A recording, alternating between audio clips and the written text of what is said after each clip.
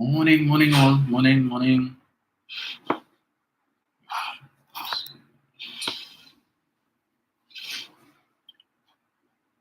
Good morning, Claire, Irish, Michelle, Donation. Morning, Claudette Jeffrey. Let me see who is on.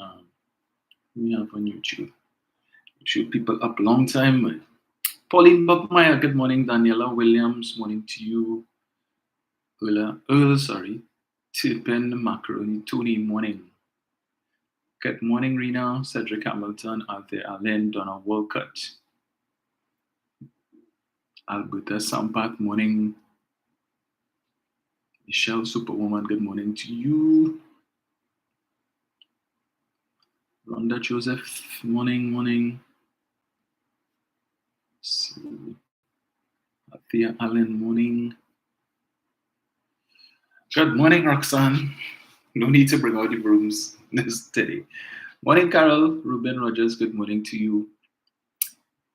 Morning, Val. Carol Boyce, John 123, good morning. Camilla Dean, Karen Gaspard, Karen Leach, morning.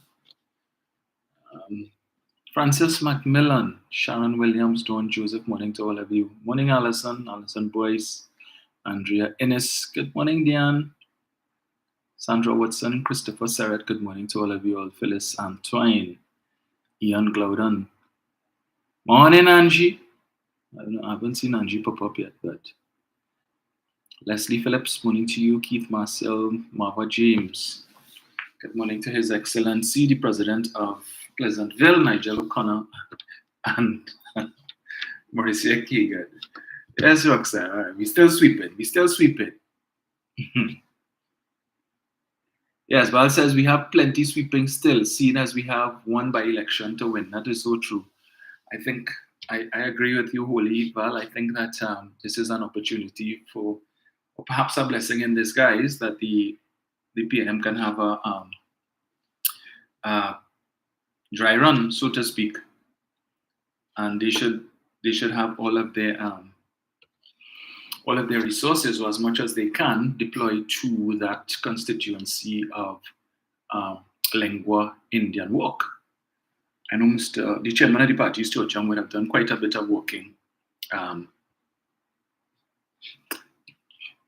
Yes, sir. Morning to His Excellency. Morning, Jenny. So I was making the point that where there is now to be a fresh election in Lengua Indian Walk, the question is whose ground game is going to be better. Of course, the challenge with that is to set up election day machinery, because if it is that the candidates would have spent their money to pay persons to be in the polling station and all of these different things, to provide meals and so on the day, you now have to find money to do that all over again. I don't know how long the period is going to be until that by-election takes place. So whether or not we're going to see some more campaigning taking place, will there be a period of time that will enable the candidates to really work? But rest assured, the UNC is definitely going to deploy their resources, send their so-called big guns down to Lengua Indian Walk to try and pull out the vote, because they don't want the PNM to have the bragging rights of a seat in the Princestown Corporation. Of course, they don't want to have PNM eyes and ears in the corporation either, so that they can run roughshod and do whatever it is that they want. And we know how they tend to operate, right? So if everybody in the council is UNC, well, there's no opposition, there's nobody to whistleblow on any wrongdoing that may take place. So these are things that need to be looked at. So really, that's going to be a very, very interesting by-election. But if I know Stuart Young, I think he is going to pull out all the stops. Whether or not we could get PNM persons, well, I hope all 1,428 persons who would have voted on Monday will come out, and those who felt that their one vote wouldn't make a difference, if your one vote had gone out there, we would not be in this predicament now, right? So who didn't vote, this is a second opportunity for you to go out and do so. So we'll see. We'll see how that develops. Yeah, I mean, I don't mind going and work with the folks. I didn't get an opportunity to do that in this campaign. Perhaps I'll try and see if I could find who is the candidate there and bring him on the program, Real Issues, so he could say a few words and we could see who he is. And yeah, right. So I saw they having a press conference, the usual Sunday morning waste of time press conference. Saddam Hussein and Rudal Munilal, to waste of time. But they're talking about, well, Saddam is talking about the Arima seat that they won by one vote. And they have no issue with that, right? Because they win, so they're okay. Never mind the fact that, from what I read, I don't know if this is the facts, that there was some ballot that was in favor of the PNM, but because there was some fingerprint ink smudge or some kind of something, I don't know, that they claim that ballot was rejected or whatever it is. Otherwise, we'd probably be facing also another by-election in the Arima Northeast seat as well. But that seat could have been won easily, because I know someone who lives in that district of Arima Northeast, and that house would have had 3 votes had it not been for the fact that the householders are currently out of the country and they are due back at the end of this month. But had they been in the country, they would have gone and cast their ballot for the PNM candidate, and we would have had an additional 3 votes. I know there are lots of people who are currently out of the country on vacation, it being the July-August vacation period.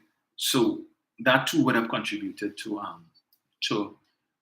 in some situations where the voter turnout for the PNM might have been a little lower, even in those places where the margin of victory was so small. So it's all of these things you have to look at. Maybe we need Dr. Oli next time to call me. But he didn't have a choice this time. But anyway.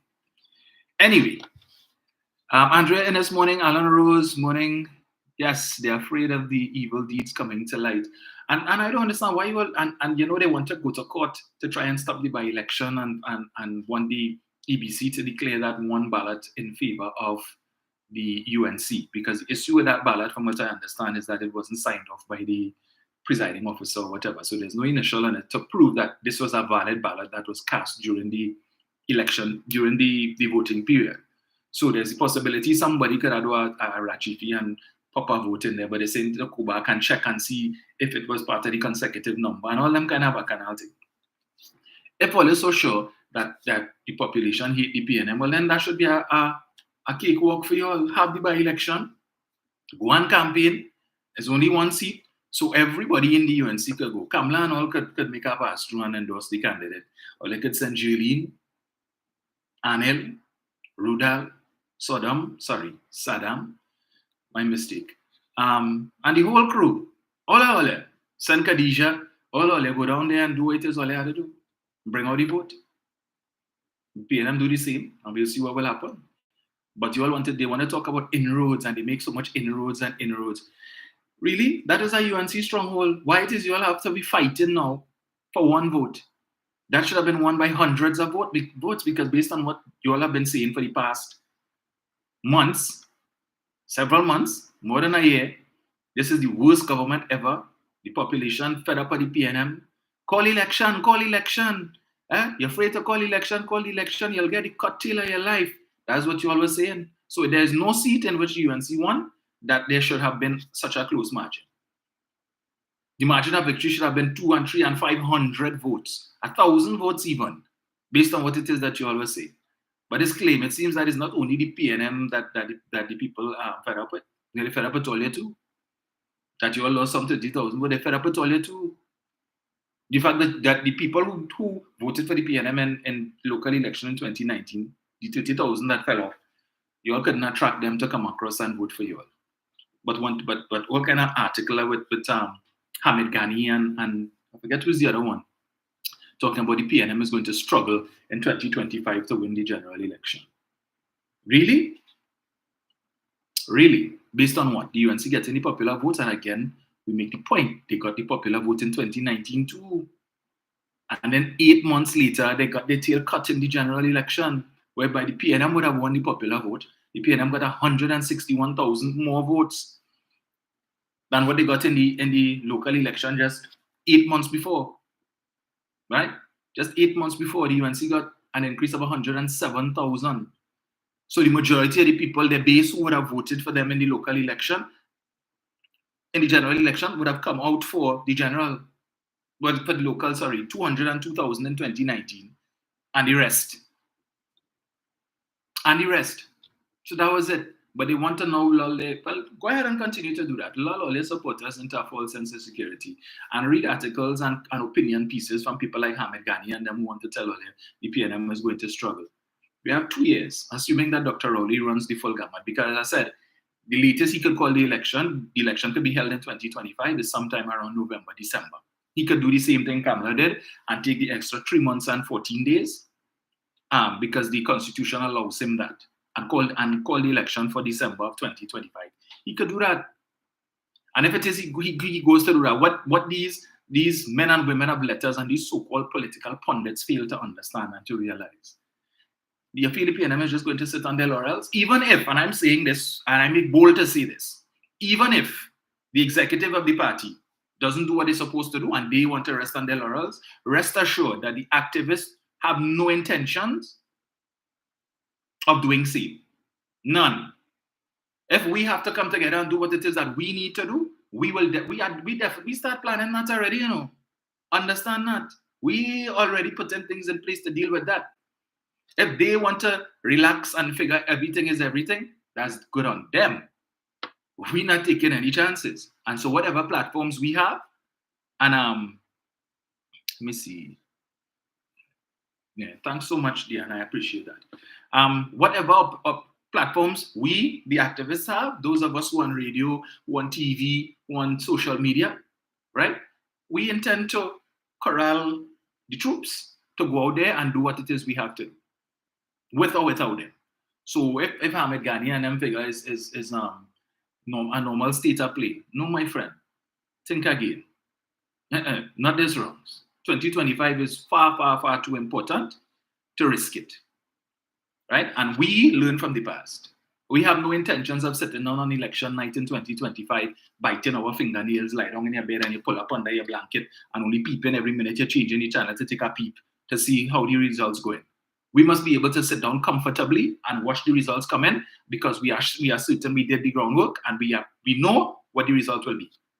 This, your heart in your belly and whole day you're worried and all. Enough of that. Enough of that. The PNM must confidently go into this 2025 general election knowing that victory is assured. So to all of the persons who have so far indicated that they are on board and they are willing to do whatever is required and they want to be a part of the exercise, we appreciate you and we invite all the rest of you all as well to do the same, right? Because we will be calling on you very soon for us to get out on the ground, and we're not waiting until 2 and 3 months before the election. We're starting the groundwork from now. All of the young people who will be voting for the first time in 2025, we're starting to target them. We are waiting for Trinidad music and light up the load up the magic and all that kind of stupidness to get to them. We ain't playing that. Okay? Right. So let's know. I'm gonna get to that just now. Yeah, so let me see how the by-election goes. But anyway, I wanted to read something I saw Suruj Rambachan put out, right? Let's see.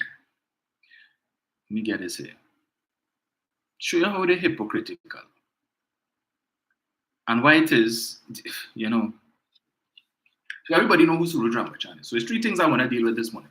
Suruj, this comment by Suruj, and I saw Suzat Lawa call him out on it, call him out as being a blasted hypocrite, and he shouldn't be calling out anybody, Larry Lala. And then I want to touch on Petty Betty, better known as Bharat Chagdeo. Yeah? Petty Betty. We have a discussion this morning. So 3 days ago, after the local election results, Suruj Rambachan, former Minister of Works and Infrastructure of the PP, so he puts out a post, right? All of a sudden, he's Mr. Patriot. All of a sudden, he's for good governance. So he says, are you sick, tired, and disgusted at what is going on in TNT? Then what are you going to do about it? The results of the local government elections was not unexpected. It appears that the PNM did not expect to do as well as they did. As Dr. Rowley said, for him, it could have been worse. So he admits the PNM did well. That's the first thing. For me, what is a very deep concern is the 70% who have not voted. In so many parts of the world, people continue to lose their lives fighting for democracy. Here in Trinidad and Tobago, we appear not to be very concerned. Here in TNT, we just accept our lot and refuse to demand accountability. Here in TNT, we lavishly feed on toilet paper issues rather than the issues that force us to live as nothing better than third-class citizens. All right, that's your opinion. We accept poor service from government offices and officials. We look on as spectators, even one may say applauding the collapse of so many institutions of governance. We look on with our lives at risk, with honest citizens, particularly senior citizens, being slaughtered in their homes by gun and cutlass-toting bandits invading our homes. We are accepting without intervention the eruption of children-led gangs in schools. Yes, we are silent spectators like sheep being led to the slaughter. 700,000 of us are guilty of the crime of withdrawal from national life. We pay taxes for poor roads, long lines, poor public transport. We pay bribes to people at the public utilities and the regulatory licensing and inspectorate officials to get things done. And if you don't pay, they know how to lengthen the time for their inspection visits. We support corruption. Speak for yourself, Suraj. Speak for yourself. All are we thief? Right. We support corruption. Well, if you're talking, if that we means the UNC, well, then you're 100% correct. When it is that you'll have two potential crooks sitting in the parliament as MPs, and you said nothing about that. In fact, I'm sure you would anyway. You said nothing about that. You continue to say nothing about that, and you know the truth, right?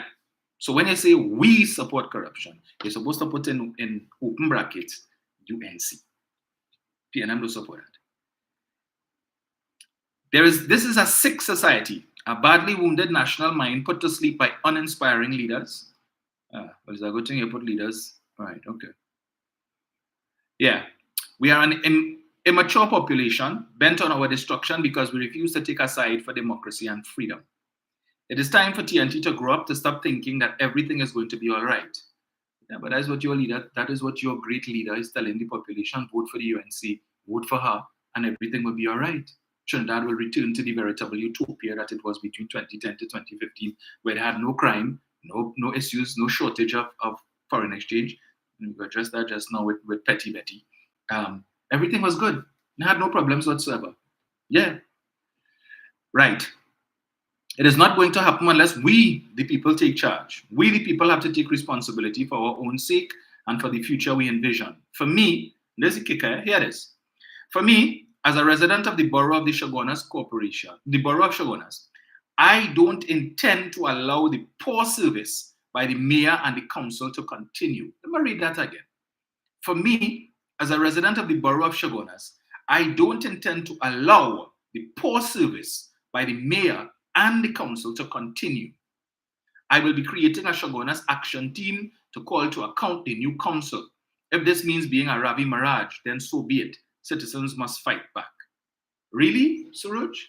You don't intend for the poor service by the mayor and the council? I like how he singles out the mayor and the council. So both the mayor and the council, for the last 3.5 years, according to Suraj, have been providing poor service. In the last 3.5 years, you only hear Suraj Rambachan say anything about the poor service that he's now talking about. After the election, you now decide to come out and say that, right? But since 2019 to Monday, well, the 18th of May, the service wasn't poor. You didn't realize that then. But it was convenient to keep quiet, eh? The same thing you're talking about is that we are a sick society and what we're doing and all of that and what we encourage it. But you encouraged. By your own admission here, you don't intend to allow it to continue. But you would prepare to allow it, you would prepare to support it and allow it to continue from 2019 up until the 18th of May of this year. So you had no problem with the Burgesses of Chaguanas for 3.5 years, enduring poor service from the mayor, Faiq Mohammed, and the rest of the council. So it was a whole council of failures. Based on what you say, a council of failures. And being a patriot as you want to portray yourself now, you didn't see it fit to come out in 2020 and say that, 2021 and say that, 2022 and say that. During the election campaign, or when the UNC were picking candidates for that corporation, right? When they were selecting nominees and so on to run for the election, the candidates, you didn't see it fit to call Kamala and say, here, what now? Don't put back this one. Don't put back that one. Because there are lots of former incumbents who were there and they put them back. So they come back, some of them for a second and third term. Some of them who, as you just say here, were part of the dysfunctional, non-performing council from 2019 to 2023. You didn't see it fit to tell Kamala, get somebody else and put fresh faces. No. You wait until after the election now. The same non-performers, the same persons who delivered poor service, you wait until they get re-elected and come back now to say, rather than treat with it before to get them out of the council, now you want to form a Shogunas, let me get it correct to me. Let me get it here. You're going to form a Shogunas action team. There should be no need for a Shogunas action team, Suraj. If you had done the proper thing, and you know who the non-performers were, and Betson, you said the council, so all of them was non-performers. You were supposed to talk to the leader, talk to the executive of the party, and tell them get rid of all of them and bring in people who you believe would perform. But what you doing here making sense, right? So bring back the same non-performers, and then now let us go and form an action team to get them to do the work that they didn't do for the last 3.5 years. So when persons, burgesses of Shogunas for the last 3.5 years should have been living a little more comfortable, when the corporation gets in money to pave road and they choose not to pave the roads because they figure that by doing that, you will get people to hate the government. You will have bad roads for people to come and take pictures and do videos of to say the government not performing. So that FAIC have all this money, millions sit down in unspent balances and talking about that is for infrastructure spending. And you will need to send home workers because you don't have money to pay, right? And when the minister is telling you, we have audited your unspent balances, you have permission from the ministry from the government to go ahead and spend the money that you have sitting in the bank doing nothing, not even earning interest, only paying service fees. Take from that and pay the workers. You had nothing to say then, Suraj. Only after the fact you now realize that it's poor service. So we're going to put together this Shogunas action team, comprising of whom? You're really going to make because they have 4 years there now, so you figure you're going to make RAB for what, 1 year? And by 2027, when the next local election come around, we go forget. By then they would get it act together, and so the embarrassment you would have caused them in the first year, everybody forget that, right? It don't matter, Suraj. Because whether they perform or not perform, the fact of the matter is the supporters of the UNC will still vote for them. Still vote for them. They could sit down for the next 4 years and don't pave a single road, cut no grass, do absolutely nothing and complain for 4 years that they ain't getting nothing from the government, and the supporters will still vote them back. Because the UNC base does not move. No matter what you do them, they don't move. They go grumble, and when they drink in the gazur, they go cuss and say this and say that, where it comes to so and this and that. But what will happen? When the time comes and the election bell is rung, they're running out there to stay in their finger to put back the same council that they were saying was non-performing. Well, they ain't fooling nobody. So all this set of gun talk and big talk here going and form Shogunas action team to call to account the new council, and if this means being a Ravi Mirage, and so be it. Citizens must fight back. Well, they have a bunch of jokers by Suraj. Waste that time. And if it is, God forbid, Ole end up coming back in office in 2025, if you wish you put, when Kamala call you back as a senator and give you a big ministerial work, you feel you're going on by the end of the civil action, the Shogunas action team. Because what you're going and push propaganda or push thing to embarrass your government? No. We know, even though, let me tell you something. All who figure who's saying, well, this one gone and that one gone, they haven't gone anywhere. They're just on a little vacation, a hiatus. They take a sabbatical, waiting for the UNC to get back into office in 2025 so that they could come back through the back door of the Senate. They ain't gone nowhere. Right? All of them, who Jack say, who thief, and how much they thief, and who had money hiding in pigtail buckets in the backyard, and who build safe in the floor in the house and in the walls, and have money hiding the $500 million in cut notes that ain't come back yet. All that money that we were told was being hidden all over the place. Yeah? All of them waiting in the wings to come back. And don't be surprised, If all you fall asleep at the wheel and cause them to come back in 2025, all of a sudden they reverse the decision and they say everybody who are cutting notes, all you bring it. And as the last you're going to hear, we know that people would cut notes, but you wouldn't hear nothing about that. So when the 500 million come back in, and if they decide to put back the Greek Jawala as central bank governor, you feel you go in and say, well, yes, 500,000 come back, the 500 million and cutting notes come back. Wait, are you going to hear about that? Just the same way we didn't hear the money we got in restitution for the Piarco airport from the fellows who pled guilty, that Mrs. Prasad-Bissessar said, yes, we reported that and it was published. Published where? Published where? Which newspaper? And all you know to dig up in archives and bring things, but up to now, she can't bring one newspaper article to put it up on the big screen that or the television screen they love to show to say, look at here, look where it was reported that we got 18 million. Damn liar who reported it. Really? Well, I'm fooling nobody. Up to now, I can't tell you how the painting that came back in this country for the benefit of the citizens end up on the wall in the office of the Attorney General, one Anand Ramlogan. And again, I ask the question, how did he come to have this? Right? Because the stuff comes into the country. Imagine there's a certain department. Okay, the Attorney General is supposed to be spearheading this whole thing with the Piarco airport and stuff.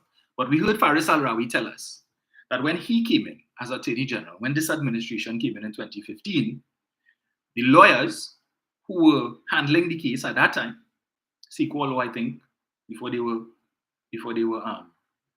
disqualified, they wrote to him, telling him that between 2010 to 2015, we were struggling to get the Attorney General to give us instructions as how to proceed on this civil case. After all this time and effort and money went into this civil case since 2004, in 2015, they have to be writing to the government, the new government, to tell them, well, we're looking for instructions how to proceed. This case is hanging on the brink because your last Attorney General from 2010 to 2015, despite our best efforts, refused to give us instructions to proceed. So we could only assume that you all didn't want to continue with the case.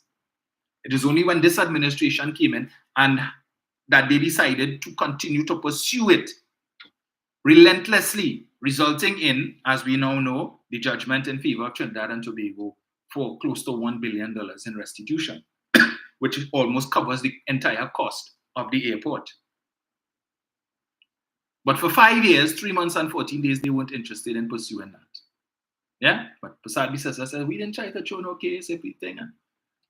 What did your government do? What did your government do? Provide us with some evidence, some document, something to say, contrary to what Faris said, and contrary to what the US lawyers who were pursuing this case for us said. Look, the proof here. You can't do that. But you could get cabinet note that is an exempt document that you and the average citizen should not have access to, and by law does not have access to. You could get that. You could get confidential memos from special branch about investigation into government ministers. Yes, you could get that. You could get information, granular details about investigation that taken place with respect to Farley and all of these different things because senior officers telling you things. But you couldn't bring from your government, the same cabinet secretariat, you couldn't, where you're getting or wherever it is you're getting your information from respect to cabinet notes. You couldn't get information to come and show proof that your government, led by you, did anything in furtherance of that civil matter. No, we struck it, right? You all understand what is at risk, eh? Understand what is at risk, that the Prime Minister and the former Attorney General, Faris Al-Rawi, have told us on a number of occasions that there are several investigations taking place into persons who are part of that previous administration. These investigations are at an advanced stage, some aspects of which are international. Hence the reason they cannot go into the details of these matters lest they should prejudice the case and so on. And as much as they would like to come and give us the details to tell us this is what we found and this is what, they cannot do that, right? The investigations must go on. We don't know how much longer it will take, but if it is not concluded by 2025, rest assured, they may coming back into office in 2025 to say, well, all right, well, we continue the investigations into ourselves to result in the collapse because we wait 10 years. We spent 10 years in the wilderness of opposition to come back here and we expect to have 5 years, 3 months and 14 days to thief to finish what we started between 2010 to 2015. So any investigation, just as what they did in the year 2000, 2001 with the Piarco Airport scandal, when Madam Prasad Bisesa came in as Attorney General and looked to end that investigation in trying to figure out how she could fire Lindquist and Carl Hudson Phillips. Rest assured, and the same way, they chose not to pursue this civil suit against Steve Ferguson, Brian Quaitong, and Gutierrez, which we stand to benefit. Understand that if it is they had won the election in 2015, that case would probably have been thrown out by now. And we would have forfeited $1 billion, or close to $1 billion. Just remember, when they came into office in 2010, that case was only 6 years old. 6 years old, right? But we had to endure another 5 years of them doing nothing, such that the case was only decided this year. If they had pursued it as relentlessly as this government did between 2010 to 2015, that matter might have been wrapped up since 2016, 2017, and we could have had the money since then because the whole appeal process would have gone through. And when it is we still in the preliminary stages of this matter, in the last 8 years, that should have been concluded and that money should have been in the country's coffers by now. But we don't know how long the process is going to continue to take. But based on what I would have been told by persons who would have testified, this law firm, that, you see, sometimes, as I said, the Lord works in mysterious ways. Because I spoke to one of the witnesses who would have gone to Miami to testify on that matter, on behalf of the government, right? And what I was told, that previously, the old law firm, Sequel Law, the one that was disqualified because of some issue with the Attorney General, him representing Brian Quaitong before and so on, she said chalk and cheese. She said that's the best thing that could have happened for Trinidad and Tobago. Because when she looks at the strategies and the techniques that were used by this new law firm, there was absolutely no way the government could have lost that case. And she says once they retain this same new law firm, Steve and Brian and Gutierrez don't have a snowball chance in hell of winning that appeal. And she was so happy, she said, because the other law firm, yeah, they knew their stuff, but they weren't as meticulous and as methodical as this new law firm that was retained, right? So we are on good footing with respect to that. But just remember, that is $1 billion potentially coming to Trinidad and Tobago, thanks not to Kamla Prasad Bisesa and Anand, because what Kamla and Anand chose to do. So we know right now Anand is the attorney representing the 9 men acquitted of the Vindra Naipaul Coleman case. So he's looking to get 3.5 million by 9. So he's looking to take money out of the treasury. But Keith Rowley and his attorney general looking to put money into the treasury. So while under Kamla and her attorney general, money was leaving the treasury in the form of legal briefs for cases that had no chance, 10% kickback, so that man could get money to build the best house it have in Trinidad. And if it is here like this and like that, mash it up and do it over at a cost of hundreds of thousands and even millions of dollars. While some of you all who pay in your taxes every month and whose taxes would have contributed to that nonsense, struggling to make ends meet. Yeah? So what he probably spent on doing over one section of his house is probably some of their salary for 2 and 3 and 4 years, who pay in taxes religiously every month because you don't have a choice. But we want to put them back. We want to put them back. That making sense. Well, some of what Suraj said here, I could probably agree with in that respect. But I thought I would mention that the hypocrisy. So I wait to see what Suraj is going to do. Right? So we could expect if it is, this is not a idle grand charge, and he really intends to form the Shogunas action team, well, I guess the Burgesses of Shogunas, at least for the next 4 years, should expect to see better service. So the roads that have not been paved, that money has been allocated to the corporation to pave, and based on what Marcus Gedari told us, instructions coming from high up in the parties, don't do no work and make the government look bad, that will cease. That Suraj will intervene and tell them stop all their stupidness. Because I fed up drive on minor roads that not paved, minor roads that have potholes that the corporation responsible for, that the corporation has money for, to fix, and they're fixing it. And they know that the general population is of the view that that is the responsibility of the Ministry of Works and Transport, and they will cost Rohan Sinanan for tea, breakfast, lunch, and dinner. When really and truly, the person they're supposed to be costing is Faiq Mohammed and the rest of the council, dominated by the UNC, right? So I hope he will let people know that when work's not taking place, direct them as to who they need to cost, not Rohan, not Rowley, is Kos Kamla, Faik, well, whoever the new mayor of Chaguanas is going to be, I don't know if Faik is going to return, because from what I'm seeing published on social media from reliable sources, is a whole set of fight down and bacchanal, like crab and barrel business for them to decide. So while the PNM has already named who their mayors and deputy mayors are going to be, and all of that, the UNC fighting in the UNC now, because who get promised to be an alderman and now they want to change their mind and they getting instructions from whichever few financiers they have left telling them, well, no, put this one and that one. So up to now, they can't decide who win and be mayor. They can't publish the list yet. You see, that is why it is correct when Eric Williams said the alternative to the PNM is chaos and confusion. Chaos and confusion. The PNM had a business already. Published, everybody know who the next mayor and deputy mayor is going to be. Yeah? Yes. Anybody could tell me what's happening on the UNC side? Yeah, big fight. Sangre Grande Corporation. Who want Joseph Tony and who want whoever else and who want Joseph Tony and all kind of bacchanal. Separia, Princess Town, they can't decide. But they can't even fix their own house. But they want to tell you, put them back into office in 2025 and they will fix the country. I understand this clown who was dragging cough from all over the country, Victor Charles or Victor Roberts, whatever the hell his name is, Victor Roberts or whatever.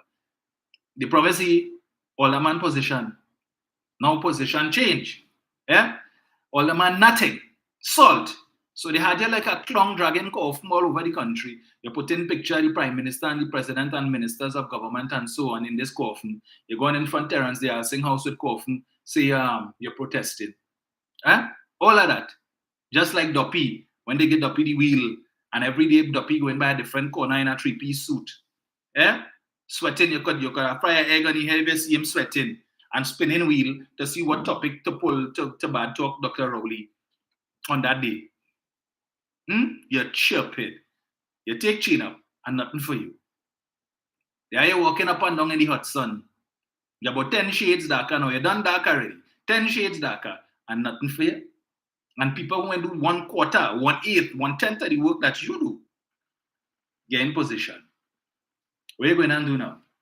Sit down in a corner and suck your thumb and cry, woe is me? Why they do me that, boy?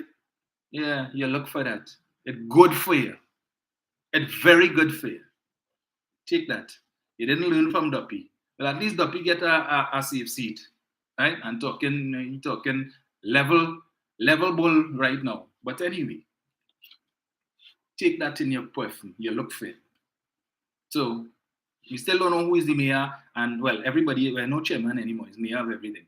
So we wait to see how that going and pan out. But from what I understand, it's a real infighting taking place in that party now. Nothing new. Crabs in a barrel. Let me touch on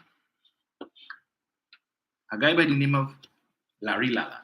I don't know if you all know him, right? He recently got silk, so he's now Larry Lala's senior counsel. And why am I mentioning Larry? Well, I saw Larry also put out a post.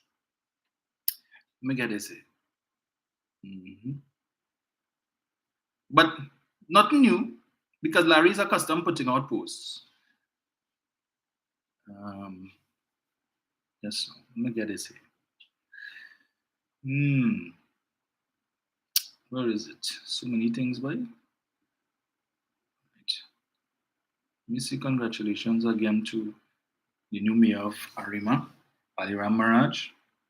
And I'm certain he's going to do an excellent job because he's a well-respected individual in Arima. And if anybody would want to leave a legacy, it is Mr. Maraj. So, yeah, so here what Larry say. Larry put out this a couple days ago. In this local government election, the UNC formed an alliance with the NTA. 1. 2. They welcomed Jack back. 3. Formed an alliance with the OWTU.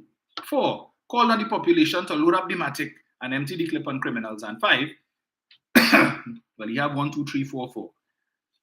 So, like he's a student at Kamlamatics too. 5. Had a church group singing beautifully with the leader on his platform. The leader did all that she could, and still, and this leader is Kamala, was not able to win overall. The popular vote does not win elections. So what does that say about the population's view of the party? And what is going to be done to ensure that the party is more appealing and attractive to the population in 2025? You can't force the population's love. There must be an attraction, and the present chemistry needs to change.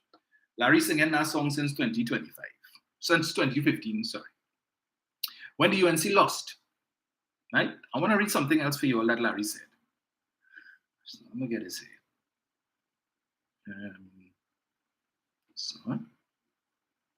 It's here. Right. Before I want to get to Petty Betty fast. But anyway, let me read Larry for you. Larry was one of the persons who was brave enough then, in 2015, to write a letter. And let me read this for you, right? I'm reading here from your newspaper. Lala to Kamla, step down. He was one of Kamla Persad-Bissessa's biggest supporters when she was Prime Minister. Now that she has lost the September 7 general election and is seeking another term as political leader of the UNC, he has turned his back on her. Attorney Larry Lala wants her to give up her attempt to be re-elected as the party's political leader. In a press release on Thursday, he called on her to move on. Yes, since 2015, He said, I strongly urge Mrs. Persad-Bissessa not to present herself for re-election as political leader of the UNC. Lala, who was Persad-Bissessa's negotiator for the election debates of the Trinidad and Tobago Chamber of Commerce, remember that debate when she debated herself? And the moderators were the late Morgan Job, Aisha Wells, and I can't remember who the third person was. Right? Yes. And also considered offering himself as a nominee to be the general election candidate. Said having lost a series of elections, lost government, and lost 100,000 votes, Persad-Bissessa could not expect the party to grow under her leadership. She can't expect. So he listed out all the things that happened and why it is the party can't grow under her. The following is the text of Lala's statement in which he titled, Kamla must step down, in bold. The disappointments that life places in our paths provide great and suitable opportunities for regeneration and growth. And this timeless truth applies both to people and organizations, including political parties. The UNC has just completed 5 years of unprecedented performance in government. No other administration in TNT's recent history has had such a track record of people-driven delivery in literally all areas of national activity. You're waxing poetic, boy. Former Prime Minister, now opposition leader, Kamla Persad-Bissessa deserves national acknowledgement and appreciation for the sterling performance of her administration, which resulted in historic improvements in the quality of life enjoyed by our people. But the extraordinary performance of her government did not enable the People's Partnership or the UNC to win the last election. The bitter reality is that throughout its tenure, Mrs. Persad-Bissessa's administration stumbled on the issues of governance and discipline. There were critical and obvious shortcomings in her leadership. Let me repeat that. The bitter reality is that throughout its tenure, Mrs. Persad-Bissessa's administration stumbled on the issues of governance and discipline, and there were critical and obvious shortcomings in leadership. Heading into the general election, there were justifiable feats that despite its enviable performance record, the party could have been denied victory because of governance issues. Again, speaking to leadership and governance under Kamla Persad-Bissessa. Members and supporters were buoyed and heartened by Mrs. Persad-Bissessa's pledge at the Constantine Park anniversary rally on May 24, 2015, that she would go to the electorate with new faces and fresh ideas. And there was warm optimism that the leader would have attracted and selected a high caliber of candidates with fresh vision and vigor that would have been assigned on a timely basis. But the candidate selection and her timing of this, especially in vital marginal constituencies, left the party faithful, shocked and dumbfounded. The general election was lost as a result of a fatal combination of poor national governance and weak and ineffective party leadership. Let me read that again. Remember, this is the man who represented her in the negotiations, as I said before, for the debate that ended up in a debate of one, because she insisted that if this debate is to go on with herself, Dr. Rowley, and who not, she want special lighting, she want special chair, and all kind of ridiculous things that she was demanding. I say, you know what, forget about it. The general election was lost, not as a result of Emailgate, as they told us, according to Larry Lala, not as a result of the 1-hour extension on election day, not as a result of their claim that Fern Narcis-Cope is the niece of Maxi Coffee. None of those things. He is saying that. He is saying the general election was lost as a result of a fatal combination of poor national governance and weak and ineffective party leadership. So it's not just Kamla. It's Munilal and whoever else, Jolene, and whoever else formed the leadership of the UNC then, and who still form the leadership of the UNC today. Mrs. Prasad Bisesa must be thanked for her service to her party and to the country. However, regrettably, her tenure includes several electoral losses, the surrendering of 11 seats and 100,000 votes in the last general election. She must now move on. Mrs. Prasad Bisesa must not taint her legacy by holding on to that which she has shown she cannot master. Against that backdrop, I strongly urge Mrs. Prasad Bisesa not to present herself for re-election as political leader of the UNC, and I advise that she permits the party to re-energize and reinvigorate itself with new, visionary, and inspirational leadership for a return to national office. The UNC is critical to national democracy and governance, and its members and supporters, and indeed all of Trinidad and Tobago, deserve leadership that is capable, that possesses vision and foresight, and that is disciplined. So clearly, the UNC under Kamala Prasad Bisesa possesses none of that. I want to ask Larry, what changed? What changed? Has that changed? Based on what you said a few days ago, clearly you are of the view that Mrs. Prasad Bisesa needs to go. And not just Prasad Bisesa, the rest of the leadership of the UNC too. But you see, in 2020, after he wrote this and he penned this letter in 2015, in 2020, the same Larry Lather came back supporting Kamala. In fact, I recall they had a cottage meeting, and he was invited to speak.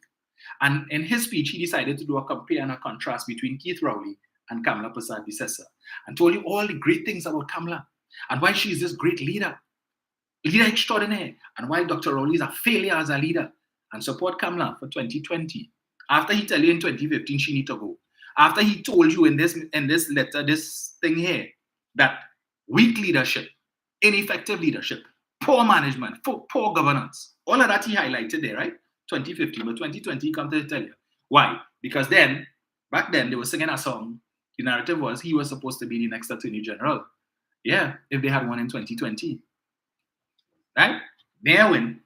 So, okay, back to the fallback position. She no damn good. The leadership of the party is no damn good. We need to get rid of them. Fresh faces, new ideas, new vision that can inspire the country. Okay? I wonder what was his position for the last 3 years. You see, they like to flip-flop, just like Suraj. All the time you sit down in a corner and hush, hush. You say nothing. God, boy. You see how they run in the Shogunat Borough Corporation? It's the pits. Yeah, they blaming Rohan, but I know Rohan's fault because I was there. I was a Minister of Works and Transport. a Minister of Works and Infrastructure. So I, Suraj Rambachan, know that all the things they're blaming Rohan for, that ain't Rohan's fault. Because when I was in the position, I know what I'm responsible for and what the corporation is responsible for. But I ain't gonna say nothing. I wouldn't come out and say, well, no, on the basis of being a patriot, all really ain't supposed to be blaming Rohan for them thing. Eh? As a former minister of the very same ministry that Rohan running, I could tell you that is not Rohan's responsibility. That's the responsibility of FAIC. That is the responsibility of the Superior Corporation. That is the responsibility of Cuba Tabaki Talparo Corporation. That is not Rohan's fault. But you know what? He sit down in a corner and allowing Rohan to take licks. And he know full well that is not Rohan's fault. That is not Rohan's responsibility. Right? And meanwhile, these ineffective, poor service corporations led by the UNC are doing their work. In some cases, they were instructed not to do no work, to make the government look bad. You ain't say nothing. After the fact now, they win. Now you want to come and run your mouth. Or you plan to form this action team to ensure that the poor service from the mayor and the council doesn't continue. You were prepared to enjoy it for 3.5 years. But now going forward, it's 4 years now. You want to take it no more. And, yeah, well, I hope you're ready for my action team. And let people know that 80% of the country's roads falls under local government. 80%. So Rohan only responsible for 20%, to pave 20%. That's his work. The next 80 is the responsibility of the local government corporations to do that. Please come out and inform the people of that. Unfortunately, you will only hear that on a PNM platform. They wouldn't tell you that. You ain't going to hear that on the UNC platform. No, because it is in their best interest for the country to not know what Rohan is responsible for, or whoever is holding that position, and what the corporations are responsible for. When they get in money and we say, look, the coffers, the national coffers do have the amount of money to give everything that all you ask for. So we will give you a certain amount. But we're saying we could bring property tax to at least Maybe not fill the gap, but make up a lot of the shortfall so that you could get more of what you want. You want your road paved, you want to drive on smooth road. So it's either you could pay the money in property tax and get a little less in property tax, $972 for the year, or $81 for the year, $981, and you get smooth roads, or you could continue to gripe, you may want no property tax and so on. The government will give the corporation what we could based on the limited resources that we have. And if your road ain't get paved, you might have to end up paying $5, $6, $7, and $10,000 for the year to fix things in your car. Which you prefer? $981 for the year or $10,000 to fix your car? Simple maths. That ain't Kamlamatics. Right? Simple. $10,000 to fix your car, $981 in property tax, so that you could get your roads fixed, your roads properly paved, so you could drive on smooth road. But that's difficult for them to comprehend. Because, by them, under Kamlamatics, less is more. But they're going to talk about that, All right. But goodbye, Larry. Yeah, I'm waiting to see what Larry's position is in 2025 when Mrs. Prasad Bisesa is still there. And if it is the rumor will start up again that he's a front runner for Attorney General, if he's going to come back and tell us in 2025, vote for her. Depends on, right. So in 2025, 2015, she must go. 2020, she must stay. 2023, she must go. So I wonder if in 2025, we go here, she must stay too. A confused bunch? Anyway, that is what you call confused. But it's not really confusion. It's all about what's in it for me. Yeah? So, depending on where I sit and what I stand to get, well, then we could talk that talk. Yeah? So, the PNM, we stand by our leader. But I have to say, the one thing I wish is that the PNM supporters were as loyal as UNC supporters. Now, don't get me wrong, I am not saying that you should stand for nonsense. I am not saying that if you have non-performers, that you should stand by them. No, I am saying make your voices heard. Make your voices heard. If it is that you have a councillor who's not performing, right, make your voices heard. Let the leadership of the party know this man or this woman not doing the work that I voted for them to do. Well, they need to get all their act together. Because when it is that the party has screening, it's a public thing. It's not a closed door thing that they have in Balize House. That is just the screening committee and the person sit down in a room and the door lock up and you have to wait downstairs. And even if that was the case and you're not in support and you find the council, well, then make it known. Come by Balize House and let them know. We ain't supporting that person. That's all. Clamor for the party to provide platforms for you to make your voices heard. Because at the end of the day, it's not about you voting for the PNM just for the sake of voting for the PNM, and then for 3 years or 4 years, you have to suffer under a non-performing councillor or a non-performing MP. Shouldn't be like that, right? So, under the reform, but it's been there before, but now it's highlighted more, that you could call your council and your councillor to book. When it is they have the statutory meeting, which is open to the public, attend.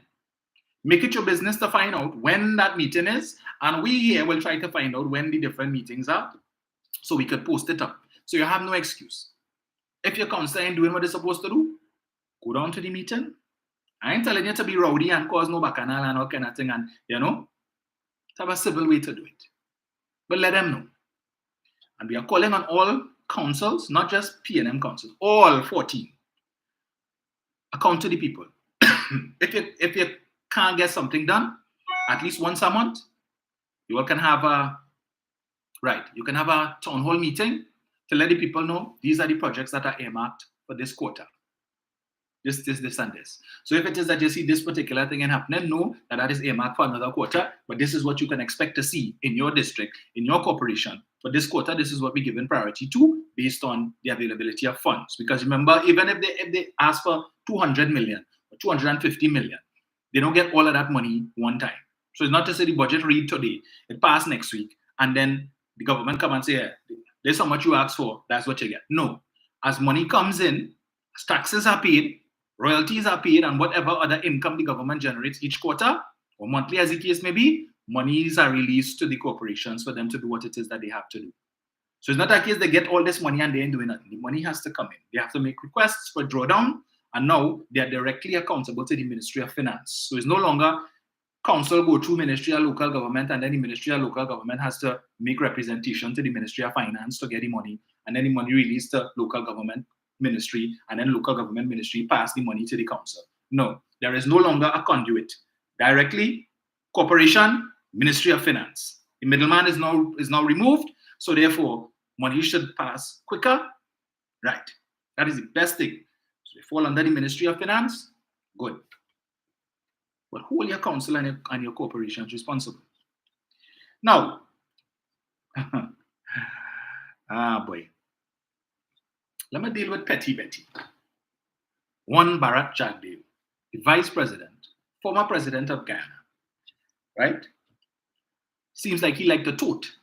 I don't know what is his issue with Dr. Rowley. I don't know if it is Dr. Rowley TV Whitefall too. Good morning to leave it there, right? But every little thing this man liked to, I don't know if it is he deliberately trying to aggravate Dr. Rowley to say something. For them to say, you see, look how we tell her, he's a raging bull. You see, watch him, he low class. Kudos to Dr. Rowley for the way that he has responded to things that this man has continued to say over the years. Last year, it was last year or 2020? Yes, last year. We get to that just now, right? So on election night on Monday, Dr. Rowley made a comparison that plenty people are accustomed making. And this is nothing new. There's not some people that was heard for the first time. For years, we know when it is that you want to stress on, well, to emphasize on the exchange or the exchange rate or something. Well, not just the exchange rate, but somebody do something for you, whatever it is, and they give you a price. And they say, well, like Guyanese or US dollars, depending on what it is. So that's probably just the first country that come to Dr. Rowley's head, because as I said, it's not new. It's something that we have been joking about for years. The exchange rate is Guyanese. One Guyanese dollar is worth 3 cents TT. Right? 1 TT dollar is worth 32 Guyanese dollars. So that when Urvashi come with a stupid question to tell Dr. Rowley about the NTA get 30,000 votes in Diego Martin, and Dr. Rowley say in Guyanese dollars. I mean, come on, really? For that you want to make an issue? Now, I don't know if it is, and I suspect a question may have been posed to him, Bharat Jagdev, that is, by an ex-bacchanalist journalist, and he decided he couldn't do the diplomatic thing and say, well, I heard about it, but I suppose Dr. Rowley might have been saying that in jest, so no water off a duck's back, and leave it at that. No, you wanted to go and give a whole exegesis and a whole thesis, right? For whatever issue you have with Dr. Rowley. But let me just play this quickly.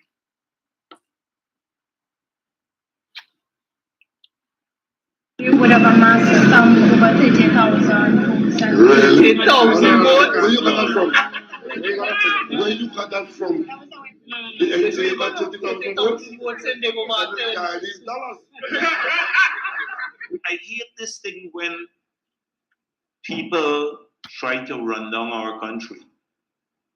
Two, I don't want to get into any controversy with Mr. Rowley, because one time I said about we determined to ensure that we don't utilize oil and gas resources the same way that they did, and it got into a big heated controversy in right. Thank you. So it got into a controversy there. But every time, sometimes they always use Guyana as an example.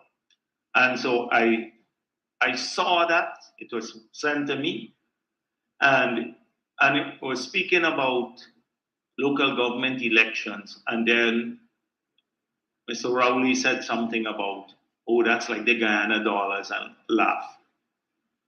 Like meaning basically our currency is weak. Japan was the third largest economy in the world. The yen to dollar is over 100 to 1. Doesn't mean Japan's economy is weak. They are over 100 to 1. US dollar. So let them live in this fantasy. And the fact remains is that today, a lot of Trinidadian companies now, because of intense foreign currency shortage in Trinidad, and they have exchange controls, which we don't have because we have an open market. They have a managed market because of shortages. For months and months, people can't get foreign currency in that country. So what has been, we notice a trend here is that people, Trinidadian companies or some Trinidadian companies are procuring large quantity of goods for their business in Guyana and in Trinidad and paying from here, making payments from here to their suppliers. So they're utilizing our foreign currency to make those payments. So I hope Mr. Rowley looks at that too.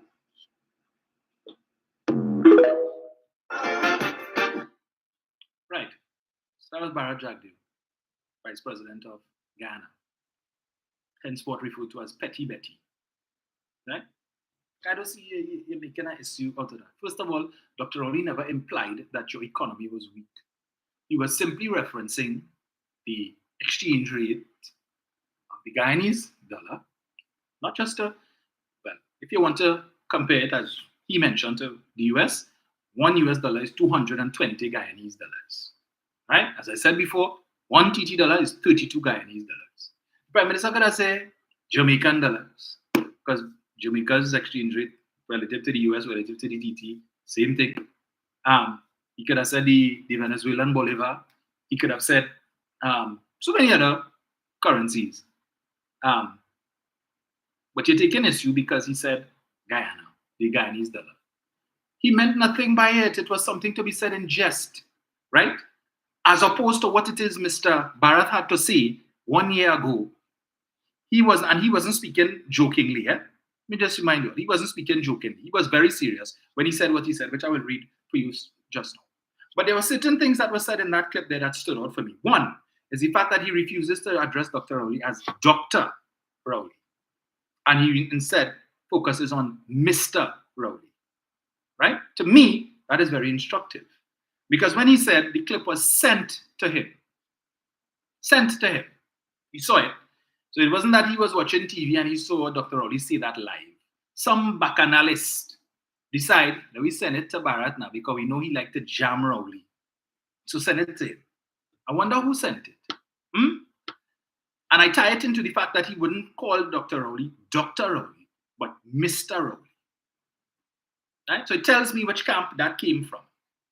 Where they also refused to call Dr. Rowley by his earned title. And he didn't get a doctorate from no fake university, no AIU, or no Western University in Hawaii or Honolulu that shut down, no university that you could get your doctorate in 9 months by paying some money, right? He did his work, he did his dissertation, and he presented his thesis, his paper, and he would have been duly conferred with the title of doctor.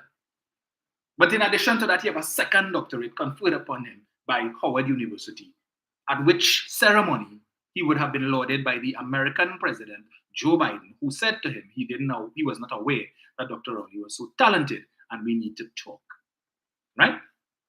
So all the rest of them now, who Bharat might be inclined to call doctor this and doctor that, who bought the doctorate without doing the level of work that is required to earn a doctorate, but you would not call Dr. Rowley by his earned title. Well, that's your business. Okay, if you want to call him that, no problem. Call him Mr. Rowley. He's a man. Okay, but that is noted, duly noted. So we know who sent him the clip, or we have a good idea as to whose camp it came from. But you want to make an issue, and they know why they sent it to you. Because now, when you look at the Facebook pages of a lot of the supporters, all who promoting this thing, Bharat Jagdev say Rowley this, and Bharat Jagdev say Rowley that, and Rowley is an embarrassment, and Rowley, when you read the comments of the supporters, Rowley this and Rowley is a disgrace and he embarrassing the country. But when your political leader told all of CARICOM, Trinidad and Tobago is not an ATM. So Patrick Manning was godfather of the Caribbean when he was there. But Trinidad and Tobago, the government is now under new dispensation. So you see how Patrick had an open hand to help all you. That is happening under we. Trinidad and Tobago is not an ATM. That's what you tell him. Hey, Patrick ain't here no more, you know. So all of you come here for help and they getting help. Forget that. If all you want help now, is one hand can't clap. So it's what all you could give us. And then we will help all you. That deserved a round of applause, right? According to her supporters, yes. That deserved a round of that. Nothing wasn't wrong with that. That wasn't embarrassing Trinidad and Tobago. That wasn't a stain on this country when you could basically tell CARICOM, all of CARICOM, all your bunch of freeloaders, all your leeches on the Trinidad and Tobago Treasury, that day has come to an end, right? This ATM run dry. It ain't no more. The ATM card, all you have, that Patrick gave all you, burn it. It is no longer good. It expired and there will be no renewal. That's basically what she told them. Look elsewhere. Wean off the Trinidad and Tobago government. That wasn't an embarrassment. That wasn't an embarrassment. Basically calling CARICOM beggars. Yeah? Dependents of the Trinidad and Tobago, sucking from the breast of Trinidad and Tobago's treasury. And the supporters of that party, they applauded that. That was good. So Dr. Rowley just say, make a joke. Guyanese dollars. And he was, and in principle, there's nothing wrong with it. It's just to highlight the difference. 30,000, you mean 2,000 multiplied by, or 3,000 multiplied by. If we had to use the Guyanese to Trinidad exchange rate, that's probably how they arrive at that 30,000, using the exchange rate. There was no implication that the Guyanese economy is weak, as Mr. Barrett wants to imply, Dr. Rowley would have said. To give that example about Japan, and it's 100 to 1 and all them kind of thing, and the Japan economy is not weak. The man never implied that. If it is that Dr. Rowley was of the view that the Guyanese economy was weak, I think that when he had that symposium earlier on, and when he pitched the idea of the use of the Pointe-à-Pitre refinery, if he was of the view that the Guyanese economy was weak, that he would have made such an overture to them. Dr. Rowley has on numerous occasions praised what is happening in Guyana. But Mr. Barrett would do well to note that right now, a significant portion of the Guyanese economy is being driven by Trinidadian businessmen. Trinidadian businessmen who are taking dollars, money that could be invested in the Trinidad and Tobago economy, and running to Guyana to invest it there in his economy. So right now, it's notwithstanding the fact that they have oil money coming in, a lot of that money that is being earned from the oil that is coming out of the ground and being sold isn't benefiting the people of Guyana. Because you have Exxon and Shell and all the other companies and they who would have bid for these blocks. They are entitled to the oil that comes out there, the money, all they pay in the government of Guyana is royalties and taxes. But the bulk of the money earned from this oil deposits is going to these big international companies, fattening their coffers and fattening the bank accounts of their shareholders, not the people of Guyana. Right? And this is something that Mr. Jagdeo needs to take into consideration. So let me read for you what it is he had to say last year. Let me get it here. Right? But you want to take issue with Dr. Rowley making a little joke.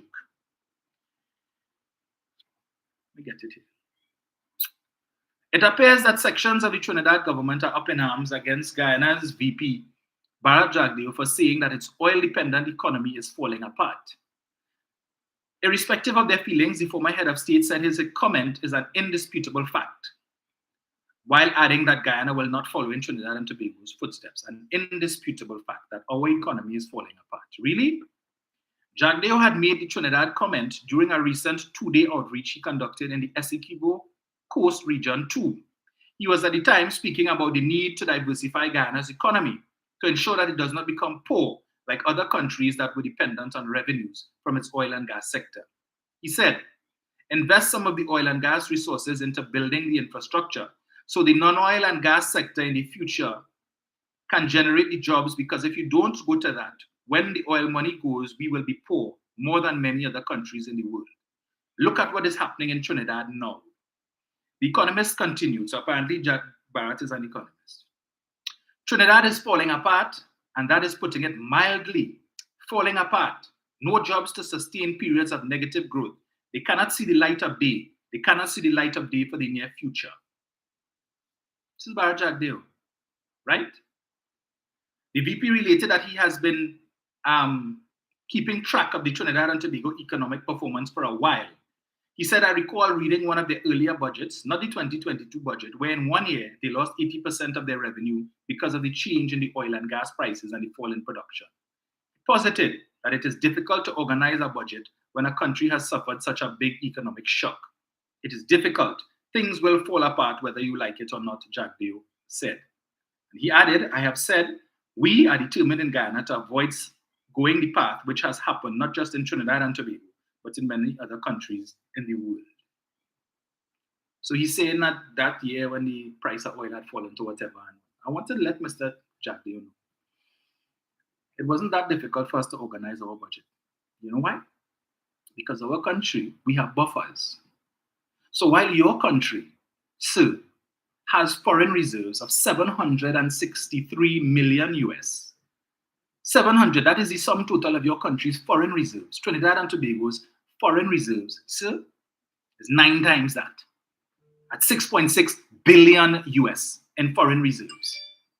Right? We have that sitting in our central bank. Okay? Your country has 763 million, less than $1 billion US, with all the oil money that all you have and all you get. Because all of a sudden, you figure because you're all finding all of this oil and that all of the next Dubai of the Caribbean and the next you all of the United States of the Caribbean, right? So all of a sudden you want to flex your muscle because every other day they find a new oil in your country. Okay? But we have buffers. Aside from that, we have our Heritage and Stabilization Fund that has over 5.6 billion US in it, so. All right? And the reason why you all could practice, you could say that we have exchange rate controls and your country doesn't, is because that was a decision that was taken by our government in order to keep inflation down, right? Never mind the fact that they don't get credit for it. That was a decision taken very early on in the life of our government, that they would not allow the exchange rate to reach $9 and $10 TT to 1 US artificially, because you have people who deliberately choosing to hoard US dollars in the hope that the TT dollar would depreciate against the US dollar, and then they could come out with a flood of money and make ton of profits, right? Because when it is 2 years ago, you were able to see the police pull over a B-15 on the flyover, the NP flyover, and when they searched the car and opened the trunk, $500,000 US cash, $500,000 US cash in the trunk. Where that come from? A B-15, and the man who was driving the car in a big shot. So if you could have 500,000 US just sit down somewhere, tells you, right, what is contributing, because it makes sense right now to run a black market economy. You can't get, so we will hoard as much as we can. We run into the bank and we know the bank giving us, right? And then we hoard any money. And what we doing? When it is everybody else who don't have the relationship with the banks that we do, can't get what they want. They have no choice but to come to us on the black market and pay black market prices. So the bank's selling you for $6.79, and they didn't have. You want 10,000, but the bank tell you could only get 1. If you want the next 9, you can get it from us, but you had to pay $8. You had to pay $8.50. You're desperate. Well, you want it, you could get it. The choice is yours. What do you want to do? Take it or leave it. And we have people who are doing that, who are practicing that and making millions of dollars by running a black market economy underground in the sale of US dollars, for which the law does not allow them to. So I just want to draw that to Mr. Barrett's attention. But you see, it's not only people from Trinidad criticizing Mr. Barrett, this economist. Let me read something here for you from another economist in Ghana who decided to comment on Mr. Jagdeo's statements, right? And this is in the Kaicha News, March 28, 2022. While Vice President Barra Jagdeo continues to stand by his statement that the economy of TNT is falling apart, economist and transparency advocate Ramon Gaskin is warning that the VP should be careful of what he says about the economic difficulties faced by the fellow oil-producing Caribbean community nation, since Guyana's oil situation may result in a far worse outcome. Gaskin's comments come days after Jagdeo defended his statement on TNT, promising that Guyana will not fall into the same boat given the efforts to maintain an economy which is not dependent only on its oil and gas. While Jagdeo's words may seem comforting when taken at face value, Gaskin invites Guyanese to take a closer look at Guyana's economic situation. He noted that even with the diversification of the economy, Guyanese have not benefited adequately from the resources. Additionally, he said an examination of Guyana's oil deal and systems put in place to adequately manage the sector paints a grim picture of the nation's future with oil and gas.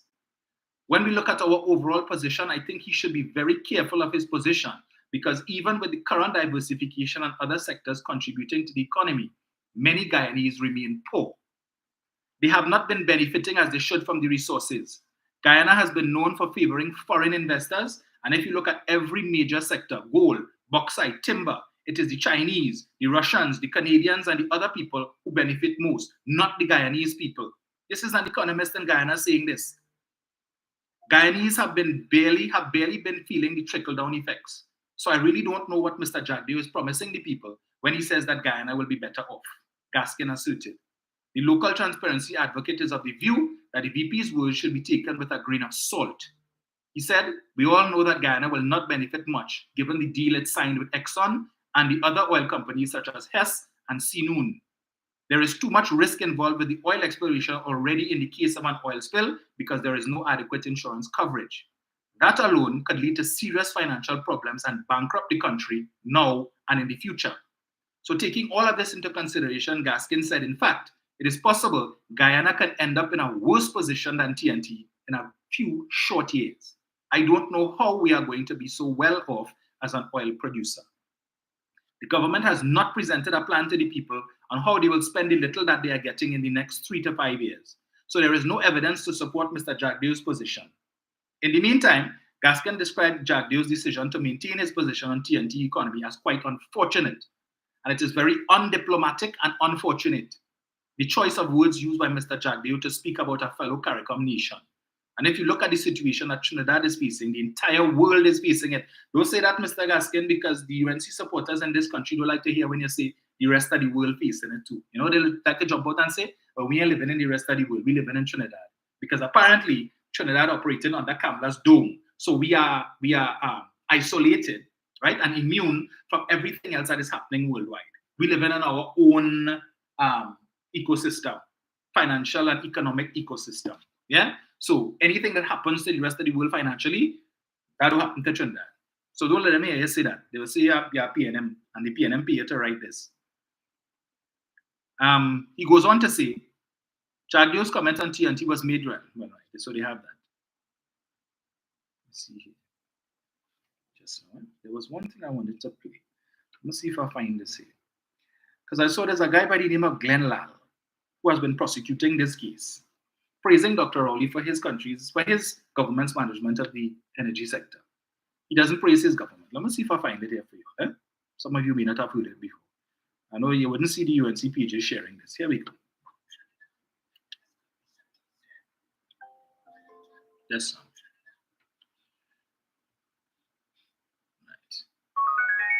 Right. Prime Minister recently said, while contracts bind us to terms and conditions, when circumstances change, contracts must change. None is cast in stone. Listen to him. That there's a willingness not to treat contracts as cast in stone. That while contracts bind us to terms and conditions, if the conditions have changed so dramatically and so detrimental, then the reopening and renegotiation of contracts is a reasonable demand of the people of Trinidad and Tobago. And we anticipate that our partners in this business will see our claim as a fair and just one.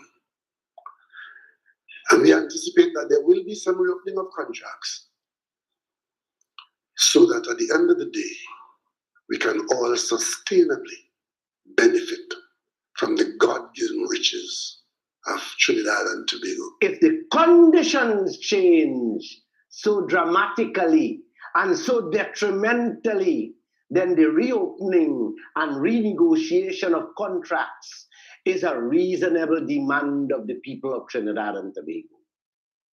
And he anticipates that the partners in this business will see Trinidad's claim as a fair and just one. So at the end of the day, they can all sustainably benefit from the God-given riches of Trinidad and Tobago. Trinidad, who got little or nothing left in the oil and gas industry, is currently receiving 67% total take, and they demanded the reopening and renegotiating of contracts. 3 weeks later, Trinidad and Tobago was able to smile because he got more for his people.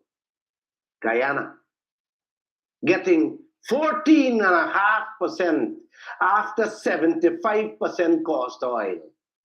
The worst oil deal on earth. And our leaders, all of them, government and opposition, is talking about how Exxon contract bind us, that they can do nothing. Matter of fact, when you talk about renegotiation of that contract, it's like you're interfering with their most prized asset. The 2% contract was signed when there was only 3 billion barrels. Today, not only circumstances change, but the barrels change to 11 billion barrels, which I believe, yes, is more than 100 billion.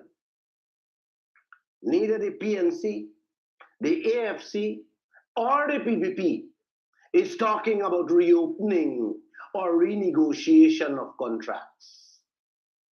Guyana, Exxon contract must be set in a stone we never hear or know about. Have a nice day. A hellhole awaits all of you. Continue being silent. A message from Glenn Lal. Please share it. So Guyanese, Glenn Lal, praising Dr. Rowley for what he is doing, trying to ensure that Trinidad and Tobago gets maximum benefit from our aged oil and gas sector, right? Well, not now we producing oil and gas. It's donkey years, 70s, and so on, where they like to talk about how much oil boom the PNM went through, and money went like a dose of salt, but they wouldn't drive around the country and see what the money spent on.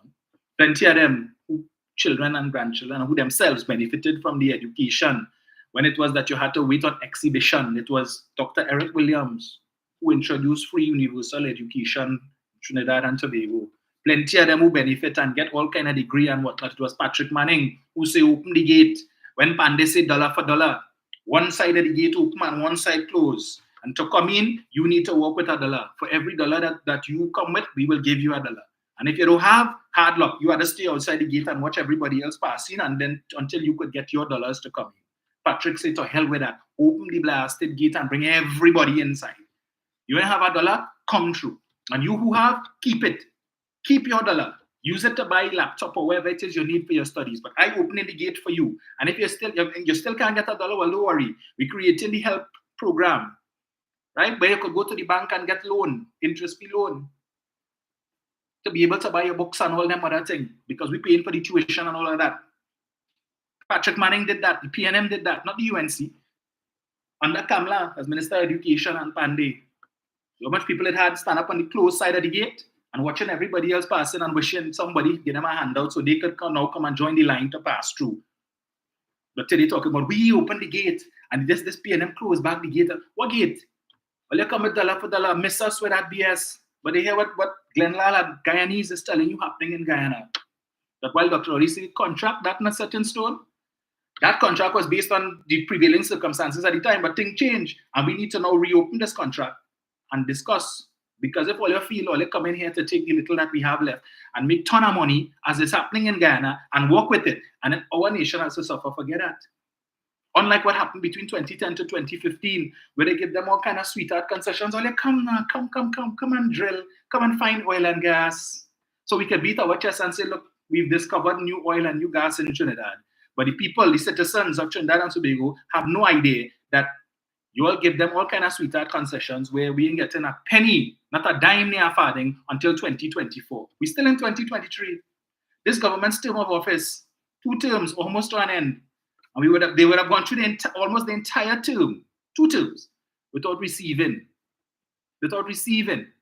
taxes from these energy companies. Thank goodness Dr. Rowley went and negotiate, introduce a new 12.5% royalty, so we could still get something, right? He went and he sit down. When they say Rowley and all this bad deal and whatnot, Dr. Rowley went abroad early on in his tenure and went and sit down and let them know, hey, you see what? That was them. That was Kamala.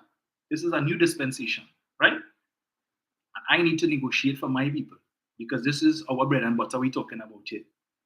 We need to make sure, because when we take this oil and gas out of the ground and it's sold, it ain't growing back.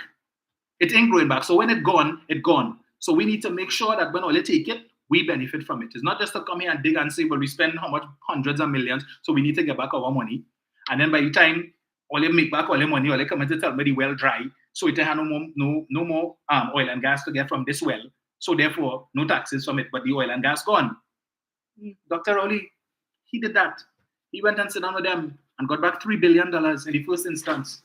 Got Shell and BP and all of these other companies to agree, okay, yes, we understand, we hear what you're saying, we'll give you. But here, what all we asking you, keep it under loan. You don't have to go and tell the whole world, because remember, Trinidad and Tobago isn't the only country in which we're doing business of that nature. And this is something we will work out with you. We understand what it is you're saying.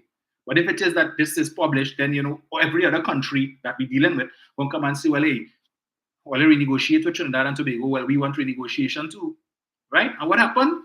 Kamla Persad-Bissessar and the UNC come in the parliament and put a question.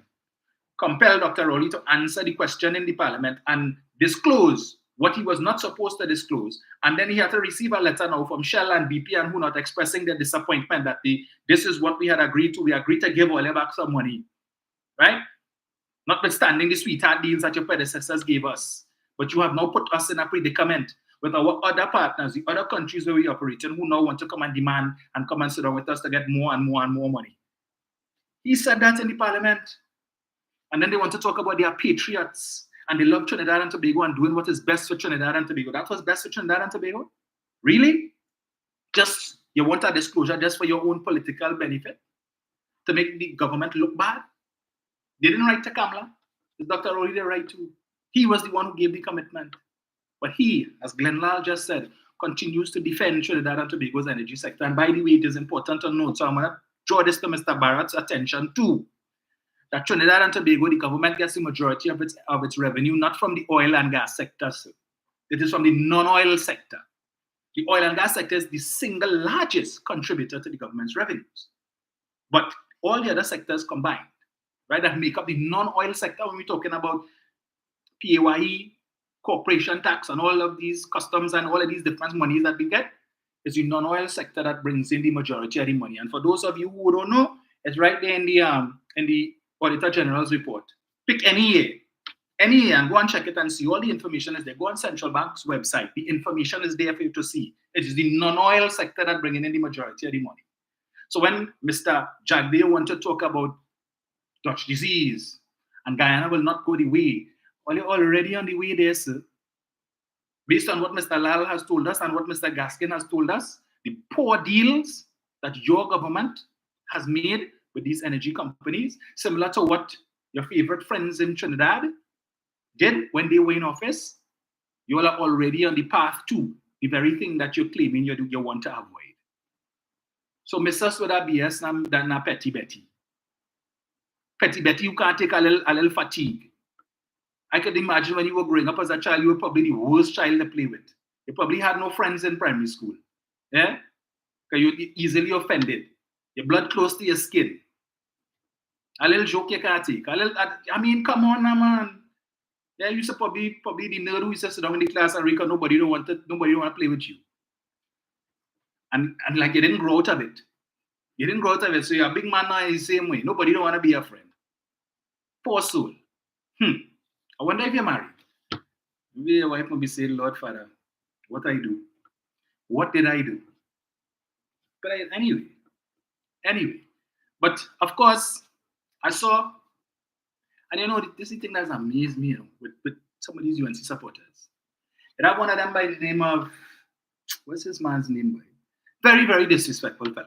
I think he is Asha Samaru's brother or brother-in-law or stepbrother, something so, right? She say he was on an interview. Anyway, can't remember his name. He goes by the name of Doggy or something, so he's a taxi driver. But based on his utterances and the lives that he has done, he's a very disrespectful individual and apparently a very racist individual too. Right? I don't know how anybody of African descent could travel in his vehicle because he does it plainly. You could tell. But anyway, I saw he shared a video or a TikTok clip from a Guyanese. Well, I don't know if it's a woman or if it's a woman that was a man, trans, whatever, because looking, it's difficult to tell. Cussing out Dr. Rowley. She goes by the name of Rhonda Bob, some bacchanalist from Guyana.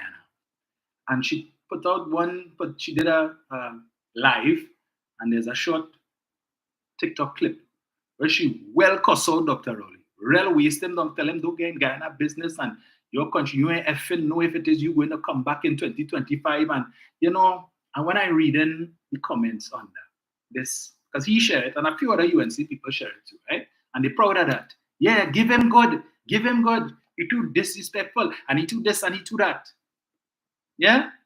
If I hear them, I was tempted to go and comment and I think I still will.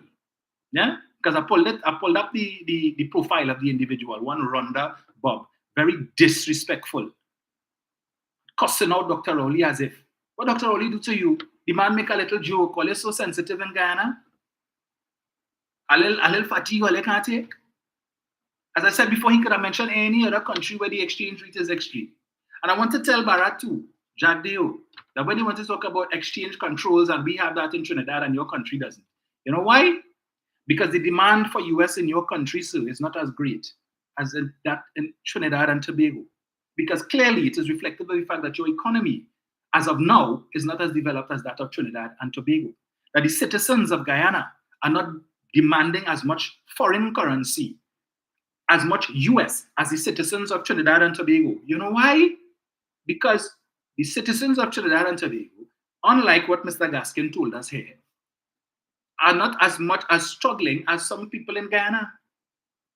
That you see Guyana people complaining about how much they're paying for one egg and a bread. Remember years ago when they used to be talking as a child growing up, I hear about, yeah, the price of a bread in Guyana, the price of this in Guyana, and the price of that. That even now, with all of the oil and gas discoveries, well, not so much gas yet, but oil discoveries, that the citizens of Guyana still not yet benefiting. But nevertheless, every Monday morning you look on the Facebook page of the president and he's in a different country. Jet setting all over the world. Say he's selling Guyana, no problem with that. But if Dr. Rowley had done that, you wouldn't hear the end of it. Rowley never in the country. Yeah, he only traveling. You would have heard. That's what you would have heard. But every time, Bharat, go on Irfan Ali's Facebook page and you will see. Every week in a different country. For this whole year, he probably spend more time outside of Guyana than inside. But they're spending money on infrastructure development. And you know what? They're getting praised for it by the Guyanese people. But in Trinidad here, if this government or any PNM government had decided to do what they are doing in Guyana with respect to infrastructure development, you think the UNC would have supported? No. You would have heard what? Vanity project. Vanity projects. They build the waterfront. Vanity project. But never mind the fact that in the year 2000 budget under Gerald Yetming, go and pull it up. Waterfront. In their manifesto. Waterfront there. The exact same thing that is there now, save and except one difference is that they were planning to build a Marriott hotel instead of the Hyatt. Patrick Manning built it. It's a vanity project. But when it was articulated in their budget, it wasn't a vanity project. It's a good idea. It's a good idea. You see? But that is the problem. The supporters so ignorant with respect to what their government's policy was that they criticize it. Because Kamala led the charge in criticizing it. Yeah? Without knowing that their government 95 to 2001 was planning to do the very same thing. They articulated it first. Manning followed through on it and he built it. They say Manning wanted to change the skyline of Port of Spain. Manning in love with tall buildings. Manning this and Manning that. criticize Mr. Manning so they could get into office in 2010.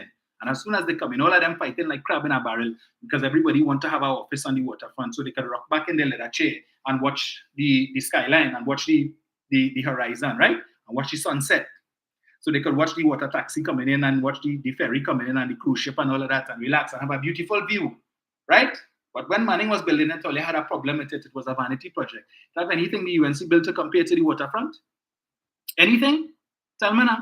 They built, what's the biggest thing they do? They built the licensing headquarters in Caroni. Cost $230-something million, plenty more than it was supposed to cost.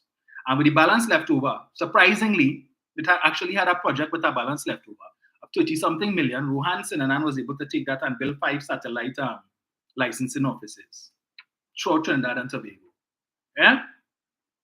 But them spent $230-something million. How much thief? The supporters are going to ask how much money thief there. But any project that PNM do, they want to know how much went in Rowley pocket and how much they thief. Always asking that question, how much they thief. But if Oli was asking them questions between 2010 to 2015, when this administration came in 2015, we would have had more than 3 days' money left in the treasury to run the country. That is when you all should have been asking how much they thief and how much they put in the pocket. But now, for the last 8 years, all you want to be asking that question. And up to now, not an allegation. Imagine we had a whole 2020 election. And in that entire campaign, first time in the history of this country's elections, as far as I know, the opposition's main issue was not corruption, right? It wasn't corruption. It was the government incompetent and how much jobs lost. But they had no incidents of corruption that they could point to say, look, you see how they corrupt? But all the time they're singing a song, this is the most corrupt government and the most corrupt government ever in the history of Trinidad and Tobago. But ask them, give us examples of where the corruption took place now. Hear what they want to tell you. Well, go and do your research and you will find it. No, it's not for me to research. You allege. He who alleges must prove. And therefore, if you say the government thief and this is the most corrupt government, you present your information. Otherwise, you're on BS, propaganda, and old talk. And we dismiss you all with that stupidness. Dismiss. Because all they can't point, all they talk about what? Daryl Smith and the 150,000. Okay. He tried public money to pay off the woman. Right. And where is he today? And I draw to your attention. Again, and I always make this point whenever I raise that, Daryl Smith was not the first choice of the screening committee. In fact, the first time he was screened, he was rejected. All the nominees was rejected, and the screening committee led by Dr. Rowley told the central executive of the Diego Martin central group, go back and find a new candidate. They went back and they bring back Daryl Smith. And Dr. Rowley said, well, okay, well, if that is what you want, no problem. Bring him. We go take it. Right? But he was not the first choice. He was not successful in the first round. So just remember that. But what else you going to talk about? You want to tell everybody the Cabo Star and the Ocean Flower? And Dr. Rowley said, yes, I agree. Something is not right in that. He didn't do like Kamla Prasad and say, well, no, and whatnot, and I am advised. He admit, yes, based on the preliminary information that has come to me, I believe that there's something untoward to that. And hence the reason he would have gone further to commission a one-man inquiry into the whole process, and a whole report was generated.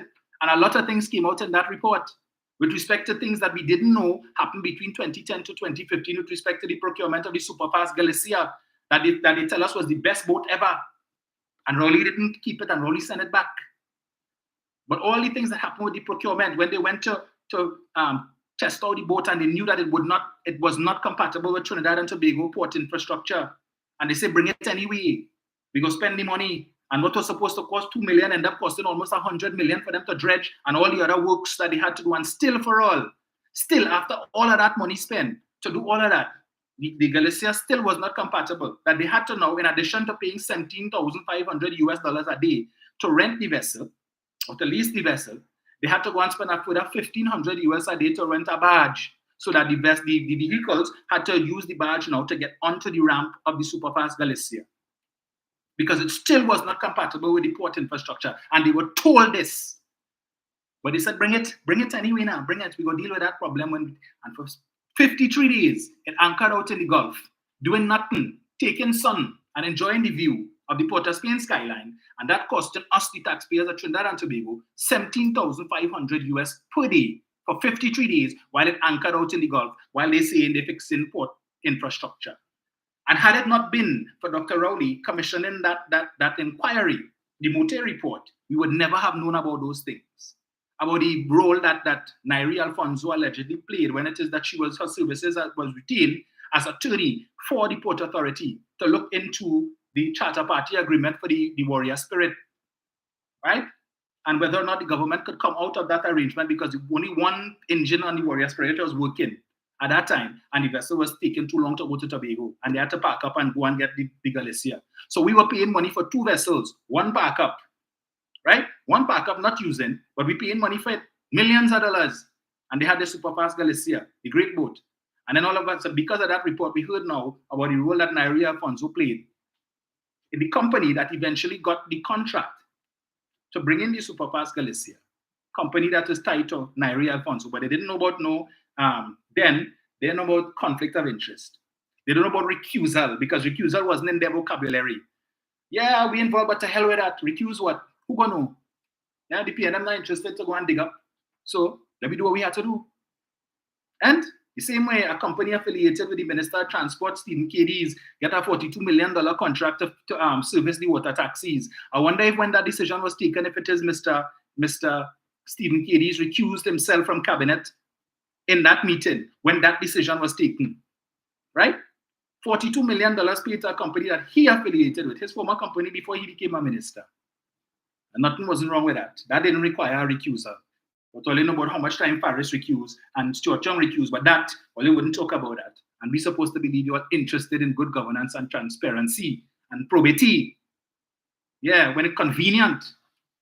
But when it involves Volia, that is why you all deserve not to come back into office. So when PNM people go out and vote and we don't support the UNC, it has nothing to do with race. That is what it has to do with. Those blatant acts of corruption that the supporters of the UNC have no problem overlooking, dismissing, but had it been committed by the PNM, we would be hearing about it every day, every minute, every hour, until they come back into office. And even after that, we will still hear about it. But all these things took place between 2010 to 2015, and the memory short, like the memory suffering from glaucoma and cataract too. And we supposed to support that? And vote for that? Really? Look, miss me, eh? Miss me with ABS.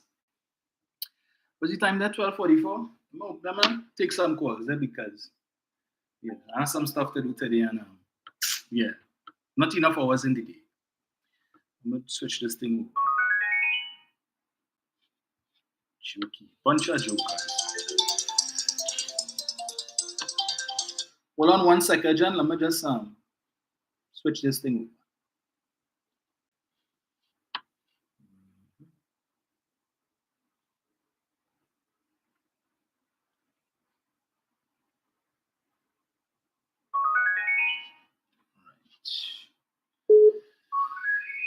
Jen, go ahead. Hi, good afternoon. Good afternoon. Yeah. Also watching on Facebook and on YouTube. I like the name Petty Betty, you know. So I think that's why I'm doing it. Seeing that Petty Betty has so much more. The Petty Betty and then give that whole billion, we didn't let them know. When they didn't have nothing. Yes. And we were the big brother of the Caribbean, and we say it to everybody. And that's right off. We don't talk about that, but Petty Betty wants to be getting. I want to tell Petty Betty I hope that ExxonMobil let them out, because I really don't see they owing, because since 1990, ExxonMobil drilling in Guyana, using more resources and everything, and I hear it's like $2 billion US dollars they had to pay back ExxonMobil. So whatever money ExxonMobil making, they're taking back their money fast. Correct. So really, to be Guyana and getting a plan. If I was allowed to, they haven't renegotiated the contract and still own the contract they had before. Guyana getting equal to Jagio, take care, Petty Betty, or they end up water off than Fernando. They go, we leave that. We at the end of the day about that. Listen now, sorry from the chance.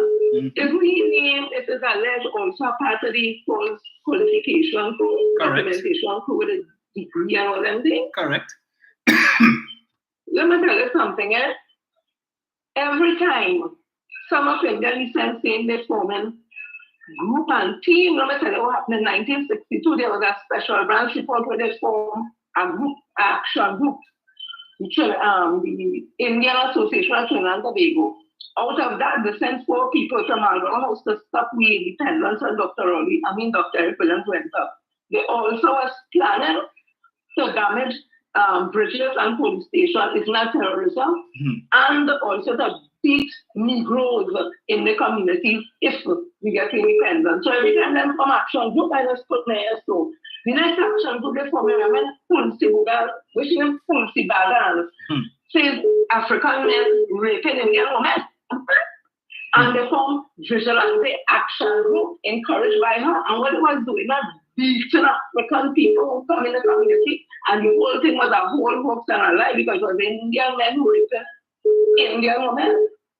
So every time we come together to form group and action group, we have to be very well because nothing in the interest of Trinidad and Tobago is always about getting them and against us and them taking advantage of us. Because remember, the pundits say is urban news from the East-West corridor put targeting Indians in Aranguez and there's no data to support that. And you know when they say urban news and East-West corridor, you know it's Negroes they're talking about. They don't know what the Africans are, Negroes. So you have to be because they are not part of the structure in this country. And thank God for the right-thinking citizens in this country who will stand in support of what is right and will stand solidly with Dr. Keith Christopher and the People's National Movement. So we, as you say, we have to keep doing the work.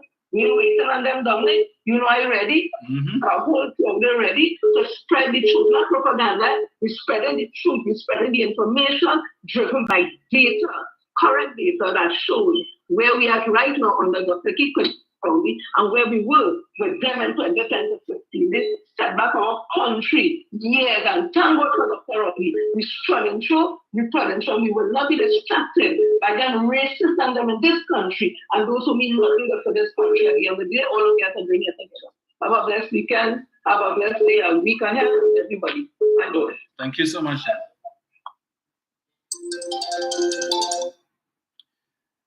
Hello, good afternoon. Hello? Yes, man. Dominic, how are you? I am good, man. Yes, man. Good program as always. Good editorial. Dominic, let me tell you something. You see, Trinidadians and Tobagonians, you know what they always say? Ungratefulness is worse than witchcraft. All those people who want Dr. Roy to go, I want people to forget what took place during COVID times. Yeah. When this man protected us from the ravages of COVID, right? And still, there are people in this country, now that the pandemic kind of ease off, there are people who are not bumping up their guns and saying that Dr. Rowley has to go. How much people was affected by COVID? I know a lot of relatives and some family members, you know, due to this disease, you know, and help people in that still tell Dr. Rowley he has to go. That is what they call ungratefulness, is worse than witchcraft. Yes. People who was in the public service stayed home and they still receive their paycheck. After all, ask the community get immunized, but then how the detractors who tell people to get immunized because all the conspiracy theories, courtesy of Donald Trump and by the Republicans, Dr. Rowley was killing them, doing all kind of nonsense and things, vice versa. Right? Another thing too, with all this misinformation, you know, I'm very upset with some of the ministries. I'll give an example. I was going through the Facebook pages of the Ministry of Works to plan some of the work being done. And Dominic, comments that I have seen below. Yes. Where these so-called moderators who work in these ministries, I think they should disable these comments, you know, because let me tell you something, people are very ungrateful. I saw a comment with some of those being done down south. One woman saying that why is it that the Ministry of Works wasting their time? That is what you were paid by the taxpayers to do. You put up pictures of that, do your work. So what is the purpose of Facebook? Yes. I can understand, I don't know. He put up the information with the Togo Highway. You know what some of them are saying? They say, oh, it is an route to transport drugs. We're not watching nothing. What other people who from abroad the countries taking a look at our Facebook pages. I want to see these things. I wonder what they will say about our country. It is very sad, you know, something had to be done about it. Yes. It's either the administration had to get it out together, fire these moderators, or to stable the comments because it's not working out at all. I don't know what to say again, Dominic. It is very frustrating out there. Watching these comments. I don't know what more you want again. Yes. Even the flood, the rain thing too with the weather report. They blaming the PNM man for that too. People like in this country sad boy. Dominic, you have a good day. You too, sir. Hello, good afternoon. Dominic, good afternoon, my love. Good afternoon. Have several issues. Mm-hmm. Dominic, are you hearing me? Yes, loud and clear. Miss Barrett, Miss Guyana. Yes. When Miss Guyana will open her upper anus about talk my government, Miss Barrett, where the hell was you? Were you hiding under dark bed? You said nothing. When a woman from Guyana wore our flag as a dress, where the hell were you hiding again? You are worth 3 cents. That can't even buy a half-used wrapper from a dinner mint. You are thin-skinned. You have joined the rank of Gary Griffith and Kama. You have no right to lead. You open your mouth conveniently. The other thing is, Dominic, with EBC. ILT, contest election 2015.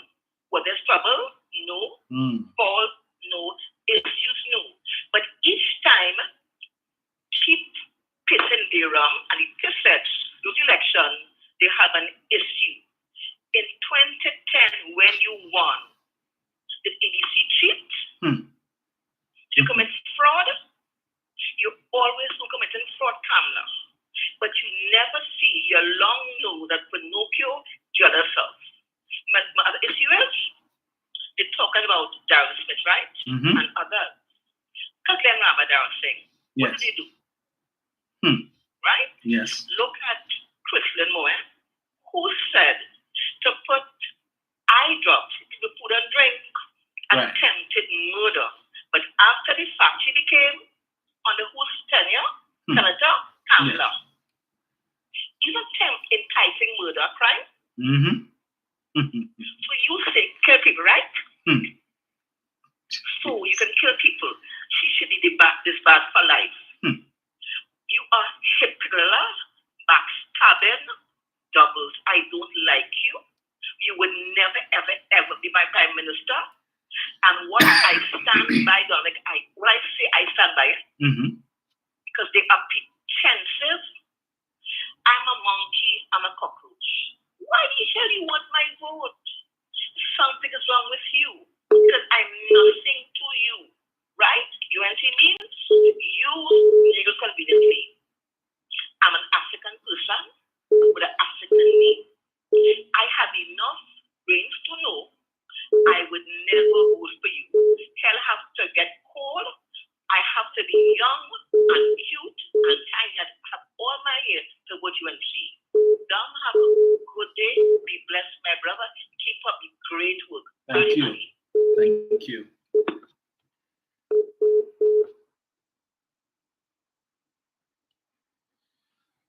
Right.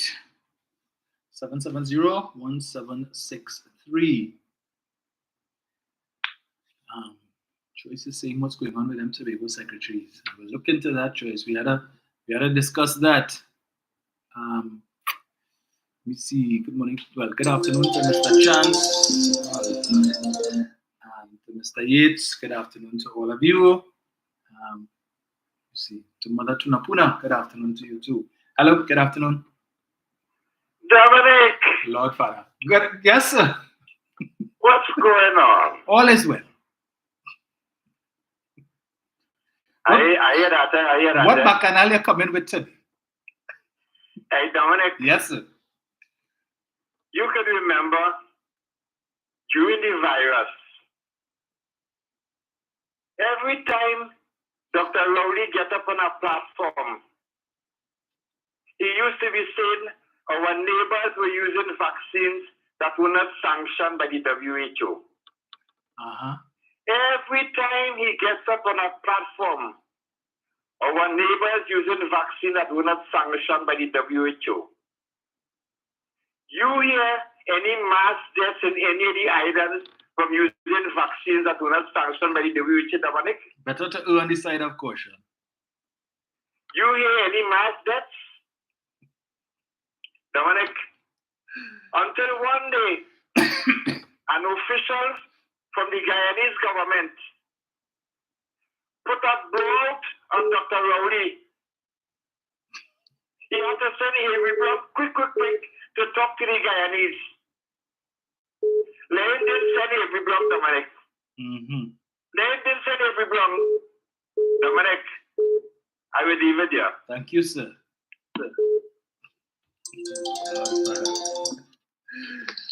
Oh Lord, here comes the answer back. Hello, good afternoon. Dominic. Yes, sir. Dominic. Yes, sir. You see that individual who just called in? People just get turned off from that individual.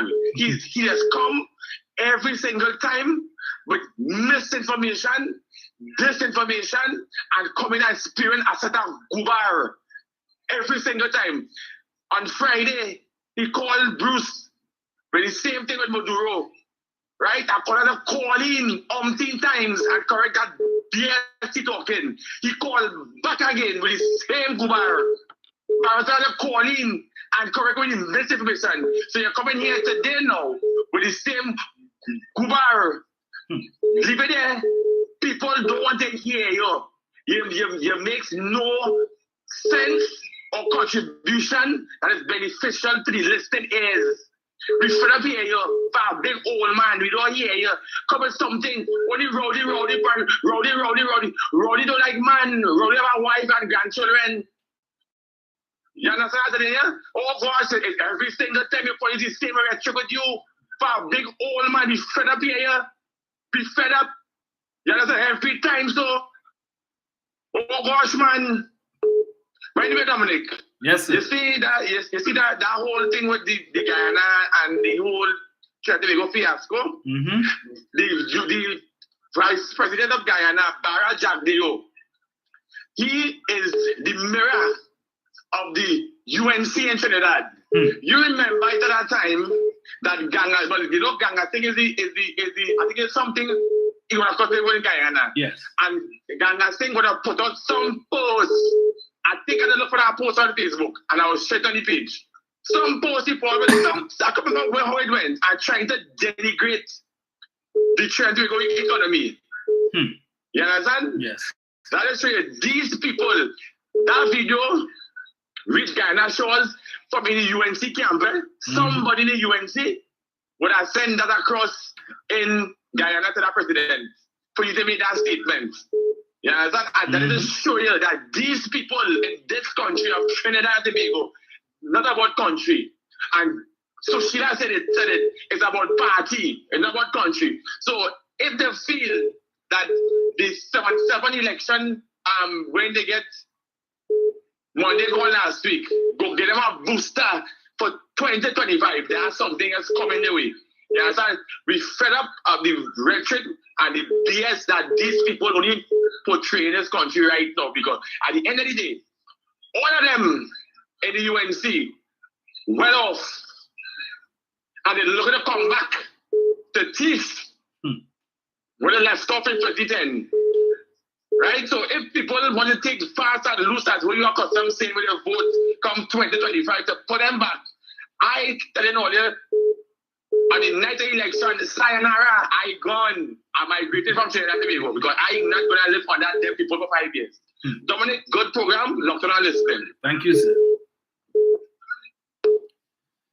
Hello, good afternoon.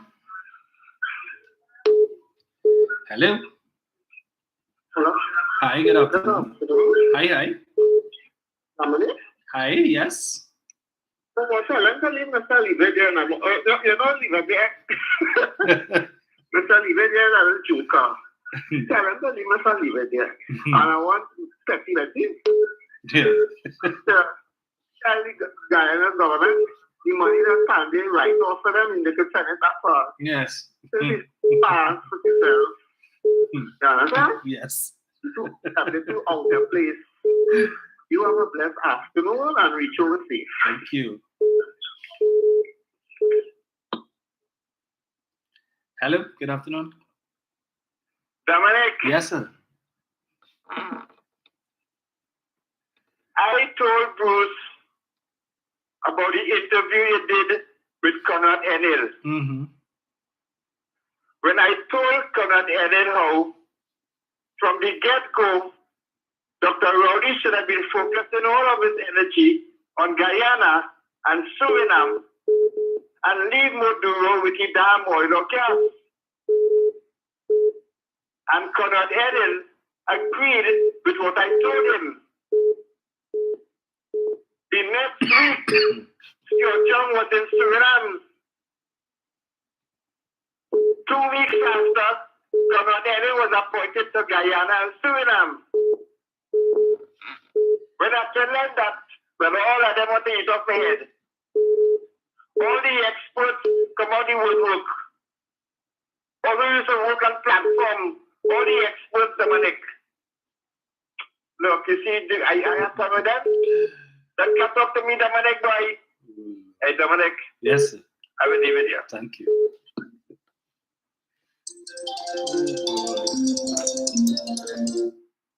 Hello, good afternoon. Hello? Hello? Yes, sir. Oh, God, Dominic. Dominic, you are patient like Job, no? Why don't put up with that gentleman, boy? I don't know, boy. I don't know. Anyway, Dominic, with respect to all those so-called corporations run by the UNC, I wouldn't be surprised down the road that they might have by elections soon, no? Because with all of those con men and con women allegedly who get elected, I don't know how they were able to maintain a job as a full-blown councillor. Yes. But it's going to be very interesting. I mean, you hear stories already about some of them. Yes. Who have criminal records, who was in jail, who conned people for money, who's LGBTQ, who like little boys, allegedly. So I am waiting to see down the road, you know. So don't be surprised if by election or people stepping up because they say they can't handle the work because it's a full-blown councillor job. Yes. It's not like we came from yesterday, it's a full-blown thing before. So it will be interesting to see. And we're looking at that standing and the conclusion with that cookie. Because I have been fighting already. Yes. They're not, remember, look, they're fighting for corporations to lead the thing. So it's very interesting now. So don't be surprised. I have more by elections on the road. You have a good day. You too.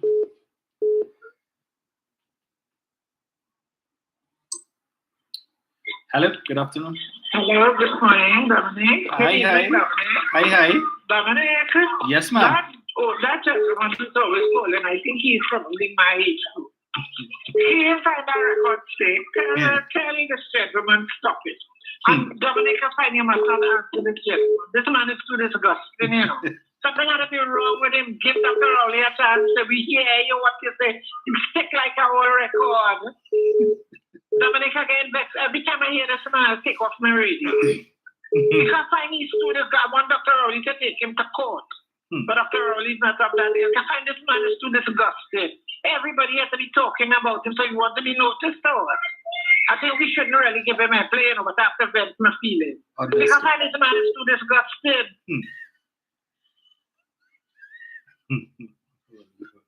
Leave it there, it gets people upset. Hello? Hello? I don't know what happened there. Hello, good afternoon.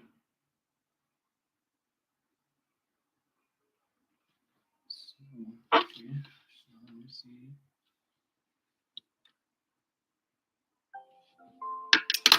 So, hold on. Let me see what's happening here. Give me one sec. Let's see what's happening here. Hello? Hello? Yes, Jen. Don't be surprised if people like that gentleman and others are being paid to do what they're doing. And because you know, once they come at everybody, including this one, I want to respond and then the substances issues that you're talking about kind of get lost. Like the whole tax team, I had one call on the TV program every Friday with a Asian African and some whole making peace about somebody so suffering and hungry. She's aligned to watch. So we think that. So I think it's a group of them now that they just calling and saying things to get everybody and meeting and things, and we don't substance or we do. So I think what we should do, my opinion, when they personalize them call and if you allow them to speak at your show, or when them finish, we continue because we bring some value to the conversation. I've never seen a man have a hat on for next month in their life. Oh God, but you know, he will be distracted. But I think that makes sense to do what exactly they're doing and get us viewing. Thank you. Thank you, Jen.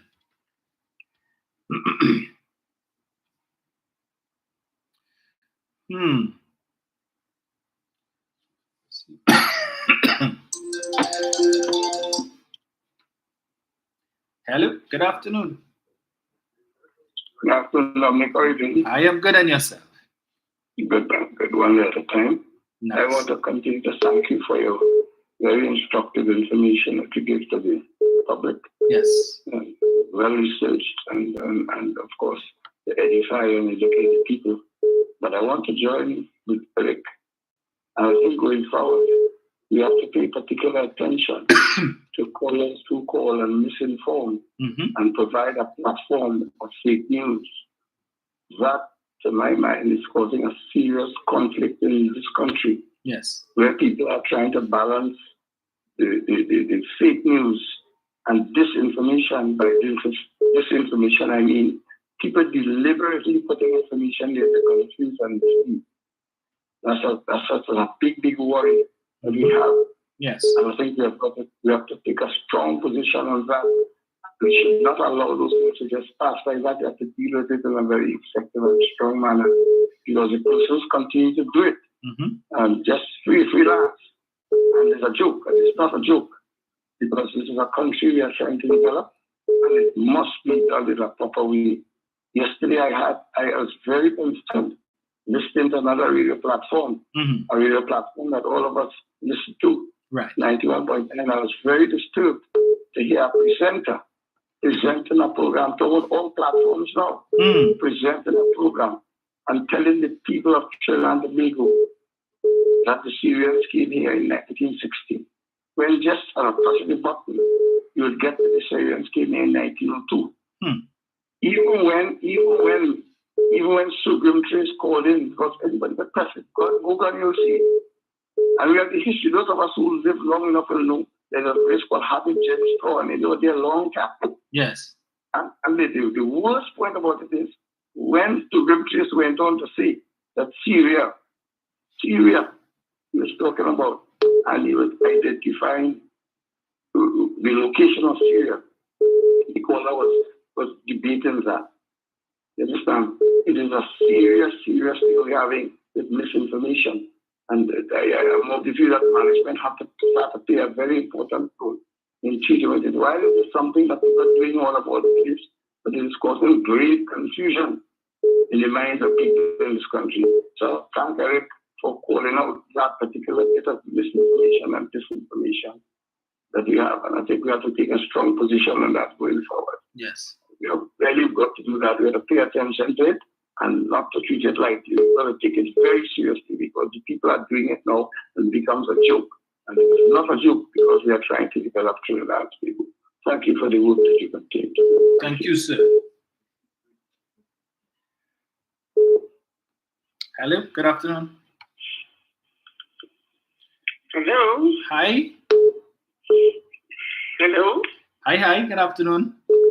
Hi, Dominic, good afternoon. Good afternoon. If I recall, you can correct me on this. When Kamala said that we are not an ATM, the Jamaicans were so upset that they were pulling out our goods from their supermarkets.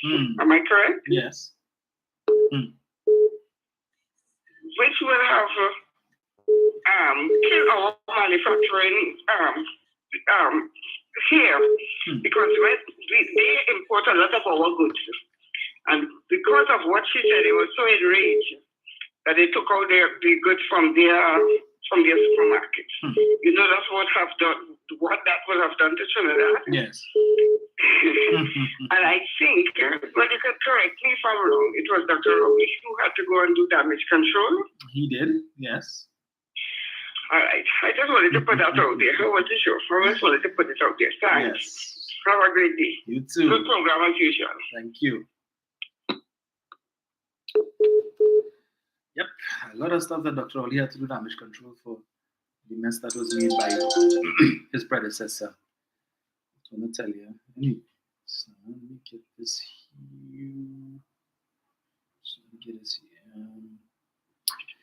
Hello, good afternoon. Me again. Yes. I'm listening to people who believe, hello Dominic? Yes, go ahead. Who believe UNC lies. Mm-hmm. Right? It's innocent for UNC. Guilty PNM. What did I miss? So because Rowley thief, no proof. Jack Warner thief, innocent. Yes. Anna Ram stole from KCT. He was doing LG. Now, if you have a crime against you, right? How can you go for LGE? Can you trust you with the government's money? Right? 3.3 million is not dollars, not Guyanese dollars. Jadeo on the case, it is Guyanese money. 3.3 million TT, right? He was fired, but he is still under UNC. United National Corruption, United National Criminals, right? Because he got off a post. PNM thief, right? You have no proof. It is truth. But when UNC do crime, PNM lie? What did I miss? Yes. Is my brain missing? Am I sleeping? Am I drunk? Am I what? In a coma? Am I in Adam days that I'm still running down Adam as a little boy? We have to decide for truth from factor. Yes. And UNC is the Humpty Dumpty. A long time ago, in the back ages, when we ascended from apes, I believe, when the stork brought me, when Santa Claus brought me a gift to the fairy Sandman. There's no perfect party kid because we're human. Yes. But when you hear this little girl called Jeroma come in and just rounding all of them, I wonder where they. Now, if you watch it, if you, right, with ABC, how they quiet now? You know when they get, slow mail? Yes. They are not current with your affairs, So what we talking about now? 1 week from now, they will say something. I don't know what century they're in. Are they having homing pigeons, smoke signals? I know we had rain, right? Yes. Apparently, lightning flash, killing pigeons, and the rain we had, play smoke signals. Yes. Can I call you about something later on, if you don't mind? Sure. At this number, right? Yes. Okay, listen, bye-bye. Oh.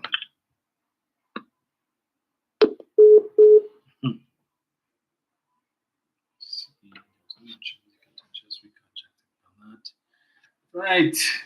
What's the time there? 1:15.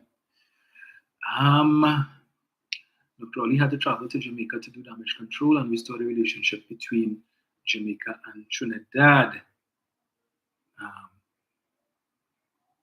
Syrians like Sabga and other well-known names came to TNT in my grandfather's time. Get this here. Hello, good afternoon. Hello. Dominic, good day, good day. Good day. Your brother causing problems. It have a calypso say over again. You know that tune? Yes. Right, that's what he like.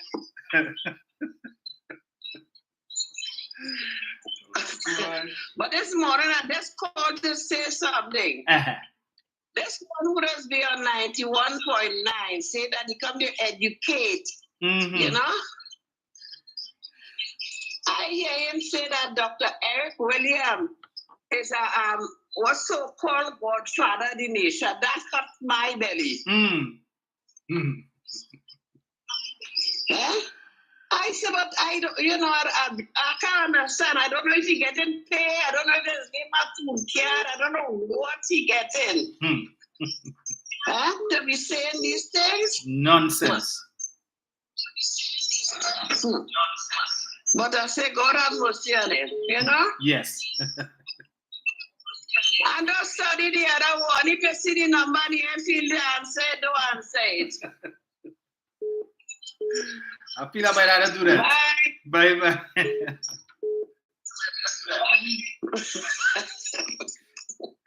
Leave it there, your sister tell me. Right. She gave me permission. Hello, good afternoon. Hey, my brother, how you going? I am good. Listen, you see all the things that you played about our situation, guy, and most of us, a lot of us in Trinidad forget. Yes. No matter how long have we had control, really, of our oil and gas industry? Good question. It was nationalized in the 1970s, right? So oil was discovered here since 1867. I believe the man's name was Walter Darwin. I learned that quite in social studies back in primary school. Right. For most of the time when oil started to be exploited, we built the first oil refinery, I think in point 14 and 19 in the early 20th century, I believe it was. We were a colony. So therefore, the oil that we produced was exported to the mother country, as were the other, and we were the first oil exporting colony in the British Empire. We could go and double check that, and so on. But Egypt and other parts of the Middle East, like Iran and so on, came in later. Therefore, the exploitation of our oil resources as a colony did not seriously redound to our benefit. Yes. Right? It was because of the vision of that erstwhile gentleman and great man, I would say, in the pantheon of visionary independence leaders, post-colonial leaders, Dr. Eric Williams, who saw and was advised what we could. We must give a lot of credit to people like Professor Ken Julian, and people like Dr. Andrew Jupiter, and others. Right? We must not discount the work of public servants like Mr. Frank Bassotti and Mr. Frank Rampasa, who would have sat there while the PLM government would have put forward 5 and 10-year plans that people don't be aware about, and you can go and research those things because they're there. Because it was said in the house, and it is therefore enhanced so that people could go and check for themselves. And don't take what you given or what like what self will educate them and give. Yes. Therefore, Ghana, yes, is in a superior position to us in terms of exploiting its oil resources because they're an independent country now. And if what you said was said by the two gentlemen, the right-hand Kaitan News and the other gentleman who with the voice note you played, Mr. Glenn and not learning by our mistakes. We learn from ours. Now bring it forward. So we would have discovered gas a long time ago, but as a little boy, and you could remember when you going trips to South and passing Point Lisa and Central and so on, your refinery in Pointe-à-Pierre. We used to flare our gas. It was flared for years. Who knows how much billions and trillions of that was wasted by flaring. Yes. It was when we started to develop Point Lisas and the ancillary industries from gas, we determined, there's something called energy, again, advised by Professor Julian, and this is how we could maximize that. You understand? Yes. And from that patrimony, when we discovered the largest deposit of gas down south, and we were able to develop trains 1, 2, and 3. Well, how we use that gas, like you pointed out, how we use the revenue with that? Infrastructure towards education and other things. And for people to see that has not been to our benefit, then they're seriously misguided and dishonest. So I would say we are here in the Caribbean with the expertise in maximizing and monetizing the benefits to oil and gas, despite those on the other side and the few detractors. But none of them could see that we don't try to maximize our profits from gas for the benefit of the citizens. Yes. Right? I did my historical facts because I tried it. You know, Tom, that the price of oil was very low on the world market until the advent of the oil crisis in the 70s. Traded at $2 US a barrel and $2 US a barrel for years. And when the oil crisis happened in the 70s, it skyrocketed to the prices that we now know at. So think about it. All this development work that was started under Dr. Eric Williams was at the price of oil at a low level. Could you imagine how we could have been if the price for oil that we enjoy now was back then, Dominic, when we started to exploit our reserves? But like I said, it's a diminishing reserve like any other fossil fuel, coal, and so on and so forth. So therefore, we acknowledge the fact that we would not be in a position to exploit our reserve much longer. And the economy has in fact been diversified to a great extent.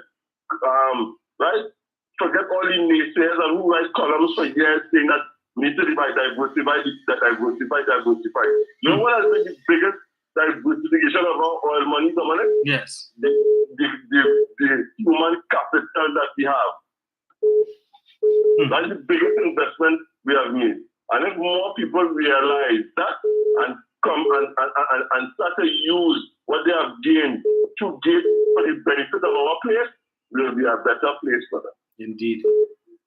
I just wanted to come in and drop some little thoughts on that as they would have discussed and so on. Appreciate that. I think we're back for another shot in Lengua, the Lengua seat. I hope that the PLM supporters who stayed away will come out to make it a resounding victory. Because elections matter. That's Take right. care, my brother. Thank you.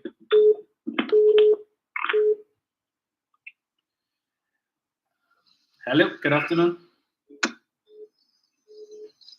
Hello. Hello. Good afternoon, Dominic. Good afternoon, sir. How are you? I am good, and yourself? Well, and the 91.9 listeners, leave it there. You is a constant annoyance, a little bug, leaving things all over the place. Change your ways. But I on you. Dominic, yes, sir. The old Separia SC that ain't love this country. SC, nobody wins a war. In the local government election, you said party before country or go to hell. I know that is your present address. You're providing free transportation and fuels to stand your ground, to light them up, and the whole clip, knock it, rock it, reload. Kamla, it will be all roads leading to cemeteries, including the UNC, are gone. Oh gosh, my goodness, my goodness. See here. Right, folks, it is 1:25. Permit me to thank you so much for joining me this morning. Into this afternoon. It's always a pleasure to chat with you guys and share my thoughts on a few things that is happening. Lord Father. To share a few thoughts on what is happening. And I do, 91.9, they like to educate and inform, but ever since I was there till now, I've said it and I will say it again, they need to educate and inform the damn self before you come in on national radio to inform anybody. Because those two, well, I don't know if it's still the two of them, but most uninformed, right? So I wouldn't even give them the time of day. But so God's willing, I should be back with you all on Tuesday morning, and then we have Tuesday night rather. Real Issues with Dominic Romain, and my guest on Tuesday is supposed to be Wendell Eversley, where we continue part 2 of part 2 of our discussion from last week. So please join me next week. And I'm to confirm my guests for Wednesday and Thursday, but we'll see how that goes. Until then, enjoy your day, enjoy the rest of your weekend, and we will chat again on Tuesday. Yeah? So, I'm gone.